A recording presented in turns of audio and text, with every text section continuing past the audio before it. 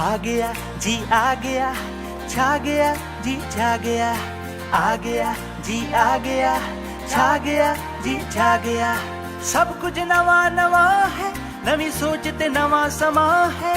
सब कुछ नवा नवा है, नवी सोच ते नवा समा है। थोड़े संग एफएम, ए रंग एफएम, तुसी सुन रहे हो रंग एफएम। खुश आमदीद दोस्तों, मैं थोड़ी अपनी जेपॉल और मेरे नाल हन सरदार चरणजीत सिंह जी गरेवाल। ਅਸੀਂ ਫੇਰ ਹਾਜ਼ਰਾਂ ਲੈ ਕੇ ਕੁਝ ਆਰ ਦੀਆਂ ਕੁਝ ਪਾਰ ਦੀਆਂ ਔਰ ਉਮੀਦ ਕਰਦੇ ਹਾਂ ਤੁਸੀਂ ਚੜ੍ਹਦੀ ਕਲਾ ਚ ਹੋਵੋਗੇ। ਸਾਰਿਆਂ ਨੂੰ ਪਿਆਰ ਭਰੀ ਤੇ ਨਿੱਘੀ ਸਤਿ ਸ਼੍ਰੀ ਅਕਾਲ। ਸਭ ਤੋਂ ਪਹਿਲਾਂ ਦੋ ਚੰਦ ਕੁ ਲਾਈਨਾਂ ਅੰਤਰਰਾਸ਼ਟਰੀ ਮਾਂ ਬੋਲੀ ਬਾਰੇ ਔਰ ਅੰਤਰਰਾਸ਼ਟਰੀ ਮਾਂ ਬੋਲੀ ਦਿਵਸ ਮੁਬਾਰਕ ਤੇ ਸਾਡੀ ਪੰਜਾਬੀ ਮਾਂ ਬੋਲੀ ਜਿੰਦਾਬਾਦ। ਗਰੇਵਾਲ ਸਾਹਿਬ ਸਤਿ ਸ਼੍ਰੀ ਅਕਾਲ ਜੀ। ਬੋਲੋ ਜੀ। ਸਤਿ ਸ਼੍ਰੀ ਅਕਾਲ ਜਿੰਨੇ ਵੀ ਸਾਡੇ ਸਰੋਤੇ ਸੁਣ ਰਹੇ ਨੇ। ਮੈਂ ਲੰਡਨ ਤੋਂ ਚਰਨਜੀਤ। ਪੰਜਾਬੀ ਬੋਲੀ ਸਾਡੀ ਮਾਤਾ, ਸਾਡੇ ਬਜ਼ੁਰਗਾਂ ਨੇ, ਸਾਡੇ 10 ਪਹਿਲਿਆਂ ਗੁਰੂਆਂ ਤੋਂ, ਉਦੋਂ ਵੀ ਪਹਿਲਾਂ ਦੇ ਸ਼ਾਹ ਵਰਗੇ ਰਾਈਟਰਾਂ ਨੇ ਸਾਨੂੰ ਦਿੱਤੀ, ਬਹੁਤ ਕੁਝ ਦਿੱਤਾ। ਨਿਕਲੀ ਹੈ ਬਚਪਨ ਦੇ ਸਾਂਭੇ ਹੋਏ ਚਾਵਾਂ ਚੋਂ, ਨਿਕਲੀ ਹੈ ਬਚਪਨ ਦੇ ਸਾਂਭੇ ਹੋਏ ਚਾਵਾਂ ਚੋਂ, ਨਿਕਲੀ ਹੈ ਚਮਨ ਦੇ ਦੀਆਂ ਮਾਸੂਮ ਅਦਾਵਾਂ ਚੋਂ, ਪੁੰਨਿਆਂ ਦੀ ਰਾਤ ਦੀਆਂ ਰੰਗੀਨ ਹਵਾਵਾਂ ਚੋਂ। ਵਾਹ ਕੀ ਬਾਤ। ਕਿਸੇ ਗਾਉਂਦੇ ਢਾਡੀ ਦੀ ਇਹ ਹੇਕ ਵਿੱਚੋਂ ਨਿਕਲੀ, ਸੀਨਾ ਤਾਣੀ ਛਾਤੀ ਦੇ ਇੱਕ ਸੇਕ ਵਿੱਚੋਂ ਨਿਕਲੀ, ਨਿਕਲੀ ਅਲੜ ਤੇ ਅਲੜ ਫਰਮਾਨਾਂ ਚੋਂ, ਕਦੇ ਕਿਤੇ ਵੱਜਦੇ ਅਲੰਗੋਜ ਦੀਆਂ ਤਾਨਾਂ ਚੋਂ, ਹਲ ਵਾਹੁੰਦੇ ਹਾਲੀ ਦੇ ਇਹ ਲੋਰ ਚੋਂ ਹੈ ਨਿਕਲੀ, ਬਲਦਾਂ ਦੇ ਘੁੰਗਰੂਆਂ ਦੇ ਚੋਰ ਚੋਂ ਹੈ ਨਿਕਲੀ ਹੈ ਬੰਜਲੀ ਦੇ ਮਿਰਜੇ ਦੇ ਬੋਲਾਂ ਚੋਂ, ਮੈਂ ਰਹੀ ਵਿਸਾਖੀ ਦੇ ਭੰਗੜੇ ਦੇ ਢੋਲ। ਪੰਜਾਬੀ ਬੋਲੀ ਨਿਕਲੀ ਹੈ ਜਿੱਥੋਂ ਪੰਜੇ ਦਰਿਆਵਾਂ ਚੋਂ ਨਿਕਲੀ ਆ। ਵਾਕਿਆ ਹੀ ਗੋਰਖ ਤੋਂ ਗੁੜਤੀ ਲੈ ਕੇ ਨਿਕਲੀ। ਇਹਨੂੰ ਮੈਂ ਹੋਰ ਅੱਗੇ ਥੋੜਾ ਜਿਹਾ ਉਹ ਕਰਾਂ।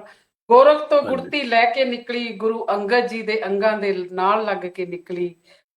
ਫੇਰ ਗੁਰਮੁਖੀ ਅਖਵਾਈ ਹੈ, ਭਾਈ ਮਰਦਾਨੇ ਦੀ ਹਾਂ ਮੈਂ ਧੁਨ ਰਵਾਬੀ, ਮੈਨੂੰ ਪੜੋ ਮੇਰੇ ਬੱਚਿਓ, ਮੈਂ ਹਾਂ ਤੁਹਾਡੀ ਮਾਂ ਬੋਲੀ ਪੰਜਾਬੀ, ਮੈਂ ਹਾਂ ਤੁਹਾਡੀ ਮਾਂ ਬੋਲੀ ਪੰਜਾਬੀ। ਬਾਬੇ ਦੀ ਬਾਣੀ ਮੈਂ ਅੰਮ੍ਰਿਤ ਵੇਲੇ ਬੋਲਦੀ ਹਾਂ, ਫਰੀਦ ਦੇ ਸ਼ਲੋਕਾਂ ਵਿੱਚ ਖਾਸ ਮੈਂ ਘੋਲਦੀ ਹਾਂ। ਬਾਬੇ ਨਾਨਕ ਦੀ ਬਣੀ ਮੈਂ ਬੇਹਿਸਾਬੀ, ਮੈਨੂੰ ਪੜੋ ਮੇਰੇ ਬੱਚਿਓ, ਮੈਂ ਹਾਂ ਤੁਹਾਡੀ ਮਾਂ ਬੋਲੀ ਪੰਜਾਬੀ। ਕਸ਼ਮੀਰੀ ਪੰਡਤਾਂ ਦੀ ਰੱਖੀ ਹੋਈ ਲਾਜ ਹਾਂ, ਆਨੰਦਪੁਰ ਦੇ ਇਕੱਠ 'ਚ ਮਾਰੀ ਹੋਈ ਆਵਾਜ਼ ਹਾਂ, ਪੰਜਾਂ ਪਿਆਰਿਆਂ ਦੀ ਕੀਤੀ ਗਈ ਸਾਜ ਹਾਂ, ਬੋਲੇ ਸੋਨੇਹਾਲ ਦੀ ਗੂੰਜ ਬੇਹਿਸਾਬੀ, ਪੜੋ ਮੇਰੇ ਬੱਚਿਓ, ਮੈਂ ਹਾਂ ਤੁਹਾਡੀ ਮਾਂ ਬੋਲੀ ਪੰਜਾਬੀ। ਵਾਰਿਸ ਸ਼ਾਹ ਦੀ ਮੈਂ ਲਿਖੀ ਹੋਈ ਹੀਰ ਹਾਂ, ਬੁੱਲੇ ਸ਼ਾਹ ਵਰਗਾ ਮੈਂ ਨਚਾਉਂਦੀ ਫਕੀਰ ਹਾਂ, ਹਾਸ਼ਮ ਦਮੋਦਰ ਤੇ ਕਾਦਰ ਯਾਰ ਦਾ ਸੀਰ ਹਾਂ, ਕਿੱਸਾਕਾਰਾਂ ਦੀ ਮੈਂ ਹਾਂ ਹਾਜ਼ਰ ਜਵਾਬੀ, ਮੈਨੂੰ ਪੜੋ ਮੇਰੇ ਬੱਚਿਓ, ਮੈਂ ਹਾਂ ਤੁਹਾਡੀ ਮਾਂ ਬੋਲੀ ਪੰਜਾਬੀ। ਭਗਤ ਸਿੰਘ ਦੀ ਮੈਂ ਖੇਡੀ ਮੌਤ ਵਾਲੀ ਬਾਜੀ, ਊਧਮ ਸਿੰਘ ਦੀ ਮੈਂ ਲੰਡਨ ਚੋਂ ਮੋੜੀ ਭਾਜੀ। ਜਿੱਥੇ ਤੁਸੀਂ ਬੈਠੇ ਹੋ ਇਸ ਟਾਈਮ ਤੁਹਾਨੂੰ ਫਖਰ ਹੈ ਇਸ ਚੀਜ਼ ਦਾ। ਸਰਾਬੇ ਦੀ ਕੁਰਬਾਨੀ ਗਦਰ ਮੈਂ ਤਾਜੀ ਹਾਂ, ਸ਼ਹੀਦਾਂ ਦੀ ਯਾਦ ਵਿੱਚ ਹੋਈ ਅੱਖ ਸਲਾਬੀ, ਮੈਨੂੰ ਪੜੋ ਮੇਰੇ ਬੱਚਿਓ, ਮੈਂ ਹਾਂ ਤੁਹਾਡੀ ਮਾਂ ਬੋਲੀ ਪੰਜਾਬੀ। ਸ਼ਿਵ ਦੇ ਦਰਦ ਦੀ ਨਿਕਲੀ ਹੋਈ ਹੂਕ ਹਾਂ, ਅਮਰਤਾ ਪ੍ਰੀਤਮ ਦੀ ਮੈਂ ਵਾਰਸ ਨੂੰ ਮਾਰੀ ਕੂਕ ਹਾਂ, ਪਾਤਰ ਦੇ ਸ਼ਬਦਾਂ ਦਾ ਮੈਂ ਭਰਿਆ ਸੰਦੂਕ ਹਾਂ, ਪਾਸ਼ ਤੇ ਉਦਾਸੀ ਦੇ ਬੋਲ ਇਨਕਲਾਬੀ, ਮੈਨੂੰ ਪੜੋ ਮੇਰੇ ਬੱਚਿਓ, ਮੈਂ ਹਾਂ ਤੁਹਾਡੀ ਮਾਂ ਬੋਲੀ ਪੰਜਾਬੀ। ਜੰਮਲੇ ਜੱਟ ਦੀ ਮੈਂ ਤੁੰਬੀ ਦੀ ਤਾਰ ਹਾਂ, ਮਾਣਕ ਦੇ ਟਿੱਲੇ ਦਾ ਮੈਂ ਬੜੀ ਸ਼ਿੰਗਾਰ ਹਾਂ, ਗੁਰਦਾਸ ਦੇ ਛੱਲਿਆਂ 'ਚ ਪਰੋਇਆ ਪਿਆਰ ਹਾਂ, ਸਿੰਦਰ ਸਰਤਾਜ ਦੀ ਮੈਂ ਟੌਰ ਨਵਾਬੀ, ਮੈਨੂੰ ਪੜੋ ਮੇਰੇ ਬੱਚਿਓ, ਮੈਂ ਹਾਂ ਬੋਲ ਤੁਹਾਡੀ ਮਾਂ ਬੋਲੀ ਪੰਜਾਬੀ। ਕੂੜਾ ਓਂਕਾਰ ਤੇ ਰੱਖਦਾ ਹੈ ਆਸ, ਹੱਥ ਜੋੜ ਇਹੀ ਕਰੇ ਅਰਦਾਸ, ਈੜੀ ਕਰੇ ਏਕੇ ਵਾਲਾ ਸਾਰਿਆਂ ਚ ਵਾਸ, ਸੱਸੇ ਹੱਥ ਸਰਬੱਤ ਦੇ ਭਲੇ ਵਾਲੀ ਚਾਬੀ, ਮੈਨੂੰ ਪੜੋ ਮੇਰੇ ਬੱਚਿਓ, ਮੈਂ ਹਾਂ ਤੁਹਾਡੀ ਮਾਂ ਬੋਲੀ ਪੰਜਾਬੀ। ਜਸਵਿੰਦਰ ਦੇ ਹੱਥ 'ਚ ਫੜਾਈ ਹੋਈ ਕਾਨੀਆਂ, ਜਸਵਿੰਦਰ ਦੇ ਹੱਥ 'ਚ ਫੜਾਈ ਹੋਈ ਕਾਨੀਆਂ, ਗੁਰਾਂ ਵੱਲੋਂ ਨਿਮਾਣੇ ਤੇ ਕੀਤੀ ਹੋਈ ਮਿਹਰਬਾਨੀਆਂ, ਲੋਰੀਆਂ ਤੋਂ ਅਲਾਉਣੀਆਂ ਸਫਰ ਜ਼ਿੰਦਗਾਨੀਆਂ, ਮਰਝਾਉਣ ਨਾ ਦੇਵੀਂ ਇਹ ਤਾਂ ਫੁੱਲ ਹੈ ਗੁਲਾਬੀ, ਮੈਨੂੰ ਪੜੋ ਮੇਰੇ ਬੱਚਿਓ, ਮੈਂ ਤੁਹਾਡੀ ਮਾਂ ਬੋਲੀ ਪੰਜਾਬੀ, ਮੈਂ ਤੁਹਾਡੀ ਮਾਂ ਬੋਲੀ ਪੰਜਾਬੀ। ਸਾਡੇ ਵਰਗੇ ਜਿਹੜੇ ਵਿਦੇਸ਼ਾਂ ਦੀ ਧਰਤੀ ਦੇ ਉੱਤੇ ਬਿਰਾਜਮਾਨ ਨੇ, ਉਹ ਸਾਡੇ ਲਈ ਫਖਰ ਨੇ ਕਿ ਤੁਸੀਂ ਉੱਥੇ ਰਹਿ ਕੇ ਵੀ ਇੰਗਲਿਸ਼ ਨੂੰ ਛੱਡ ਕੇ ਪੰਜਾਬੀ ਨੂੰ ਇੰਨਾ ਪਿਆਰ ਕਰਦੇ ਹੋ। ਜੀ ਭਾਜੀ। ਦੇਖੋ, ਸਾਡੇ ਅਸੀਂ ਕਈ ਵਾਰ ਸੋਚਦੇ ਹੁੰਦੇ ਆ ਬਾਹਰ ਬੈਠੇ, ਕਈ ਵਾਰ ਸਾਡੇ ਰਿਸ਼ਤੇਦਾਰ ਯਾਰ ਦੋਸਤ ਇੰਡੀਆ ਤੋਂ ਆਉਂਦੇ ਨੇ, ਜਦੋਂ ਉਹ ਇੱਥੇ ਸਾਡੇ 'ਚ ਬੈਠਦੇ ਨੇ, ਬਾਹਰ ਲੈ ਕੇ ਜਾਈਦਾ ਤੇ ਬਾਹਰ ਕੋਈ ਪੁੱਛਦਾ ਤੁਸੀਂ ਕੌਣ ਆ, ਅਸੀਂ ਕਹਿੰਦੇ ਹੁੰਦੇ ਆ ਅਸੀਂ ਪੰਜਾਬੀ ਆ। ਉਹ ਹੈਰਾਨ ਹੋ ਜਾਂਦੇ ਨੇ ਕਿ ਯਾਰ ਜਿੰਨੀ ਪੰਜਾਬੀ ਜਾਂ ਪੰਜਾਬ ਪੁਣਾ ਤੁਹਾਡੇ 'ਚ ਆ, ਸਾਡੇ 'ਚ ਉਹਨਾਂ ਨਹੀਂ ਰਿਹਾ ਹੈਗਾ। ਇਹ ਬਹੁਤ ਅਫਸੋਸ ਦੀ ਗੱਲ ਨਾਲ ਮੈਂ ਅਫਸੋਸ ਨਾਲ ਕਹਿ ਰਿਹਾ। ਉਹ ਕਹਿੰਦੇ ਜੀ ਸਾਡੇ 'ਚ ਇੰਨਾ ਪੰਜਾਬ ਪੁਣਾ ਨਹੀਂ ਰਿਹਾ, ਸਾਡਾ ਪੰਜਾਬੀ ਪੁਣਾ ਸਾਡੇ 'ਚ ਨਹੀਂ ਰਿਹਾ ਹੈਗਾ। ਜਿੰਨੀ ਤੁਸੀਂ ਪੰਜਾਬੀ ਬੋਲ ਕੇ ਬੰਦੇ ਨਾਲ ਗੱਲ ਕਰਦੇ ਹੋ, ਫਿਰ ਤੁਸੀਂ ਫਕਰ ਨਾਲ ਦੱਸਦੇ ਹੋ ਮੈਂ ਪੰਜਾਬੀ ਹਾਂ। ਅਸੀਂ ਉਹ ਚੀਜ਼ ਨੂੰ ਅਸੀਂ ਡਾਇਲੂਟ ਕਰ ਲਿਆ। ਜਿਸ ਤਰ੍ਹਾਂ ਮਾਮੇ ਤੋਂ ਮਾਮੂ ਬਣਾਤਾ, ਭੂਆ ਤੋਂ ਭੂਈ ਬਣਾਤਾ, ਇਹ ਚੀਜ਼ਾਂ ਅਸੀਂ ਮਿਕਸ ਕਰ ਦਿੱਤੀਆਂ। ਬਿਲਕੁਲ ਬਿਲਕੁਲ ਬਿਲਕੁਲ। ਮੈਨੂੰ ਅੱਜ ਵੀ ਚੇਤਿਆ, ਮੈਂ ਮਲੇਸ਼ੀਆ ਗਿਆ ਸੀ, ਬਹੁਤ ਚਿਰ ਉੱਥੇ ਬਜ਼ੁਰਗ ਨੂੰ ਮਿਲਿਆ ਤੇ ਗੱਲਾਂ ਲਾਗੇ ਕਰਨ। ਉਹ ਕਹਿੰਦਾ, ਮੈਂ ਕਿਹਾ ਵੀ ਆਪਣੇ ਬੱਚੇ ਕਿੱਥੇ ਨੇ, ਗ੍ਰੈਂਡ ਚਿਲਡਰਨ? ਉਹ ਕਹਿੰਦਾ ਜੀ ਪਾਠਸ਼ਾਲਾ ਗਏ ਹੋਏ ਨੇ। ਵਾਹ, ਕਿੱਡਾ ਵੱਡਾ ਉਹਨੇ ਪੰਜਾਬੀ ਦਾ ਲਫ਼ਜ਼ ਯੂਜ਼ ਕੀਤਾ, ਪਾਠਸ਼ਾਲਾ। ਮੈਂ ਹੈਰਾਨ ਹੋ ਗਿਆ। ਮੈਂ ਗੱਲਾਂ ਜਦੋਂ ਛੋਟੇ ਛੋਟੇ ਸੀ ਪਿਤਾ ਜੀ ਤੋਂ ਸੁਣਦਾ ਹੁੰਦਾ ਸੀ। ਬਿਲਕੁਲ ਬਿਲਕੁਲ ਬਿਲਕੁਲ। ਦੇਖੋ ਤੁਸੀਂ ਵਿਦੇਸ਼ ਦੀ ਧਰਤੀ ਤੇ ਬੈਠ ਕੇ ਵੀ ਟਿਪੀਕਲ ਪੰਜਾਬੀ, ਟਿਪੀਕਲ ਪੰਜਾਬੀ, ਬਹੁਤ ਫਕਰ ਵਾਲੀ ਗੱਲ ਆ ਜੀ। ਬਿਲਕੁਲ ਜੀ, ਬਹੁਤ ਫਖਰ ਵਾਲੀ ਗੱਲ ਹੈ। ਇਸ ਤੋਂ ਪਹਿਲਾਂ ਮੈਂ ਸਟੂਡੀਓ 'ਚੋਂ ਪੁੱਛਣਾ ਚਾਹੂੰਗੀ ਭਾਜੀ, ਕਿਉਂਕਿ ਅੱਜ ਸਾਡੇ ਇੱਕ ਭੈਣ ਜੀ ਨੇ ਪੰਜਾਬੀ ਮਾਂ ਬੋਲੀ ਨੂੰ ਸਮਰਪਿਤ ਇੱਕ ਰਚਨਾ ਬਿਆਨ ਕਰਨੀ ਸੀਗੀ, ਤੇ ਮੈਂ ਉਹਨਾਂ ਤੋਂ ਪੁੱਛਣਾ ਚਾਹੂੰਗੀ ਕਿ ਉਹ ਤਿਆਰ ਨੇ ਜੀ? ਜੀ ਹਾਂਜੀ, ਬਿਲਕੁਲ ਤਿਆਰ ਨੇ ਜੀ। ਭੈਣ ਜੀ, ਤੁਸੀਂ ਆਪਣੀ ਜੋ ਕਵਿਤਾ ਪੰਜਾਬੀ ਮਾਂ ਬੋਲੀ ਨੂੰ ਸਮਰਪਿਤ ਕਰਨੀ ਸੀ, ਬੋਲੋ ਪਲੀਜ਼। ਹਾਂਜੀ ਸਰੋਤਿਓ, ਸਾਡੇ ਮੈਂ ਜਤਿੰਦਰ ਕੌਰ ਬੁਆਲ ਸਮਰਾਲੇ ਤੋਂ ਬੋਲ ਰਹੀ ਹਾਂ, ਤੇ ਮੇਰੇ ਵੱਲੋਂ ਰੰਗਾ FM ਦੇ ਸਾਰੇ ਸਰੋਤਿਆਂ ਨੂੰ ਤੇ ਸਾਰੇ ਮਤਲਬ ਜੋ ਇਸ ਵੇਲੇ ਪ੍ਰੋਗਰਾਮ ਸੁਣਦੇ ਆ, ਗਰੇਵਾਲ ਸਾਹਿਬ ਤੇ ਮੇਰੇ ਭੈਣ ਦੀਪ ਤੇ ਭੈਣ ਜੇਪਾਲ, ਸਾਰਿਆਂ ਨੂੰ ਪਿਆਰ ਭਰੀ ਨਿੱਘੀ ਸਤਿ ਸ੍ਰੀ ਅਕਾਲ। ਤੇ ਅੱਜ ਦੇ ਦਿਹਾੜੇ ਤੇ ਕੌਮਾਂਤਰੀ ਮਾਂ ਬੋਲੀ ਦਿਵਸ ਤੇ ਬਹੁਤ ਬਹੁਤ ਮੁਬਾਰਕਬਾਦ। Thank you. ਤੇ ਮੈਂ ਸਿਰਫ ਤੁਹਾਡੇ 2 ਮਿੰਟ ਲੈਣੇ ਆ ਕਿ ਮਾਂ ਦੀ ਬੋਲੀ।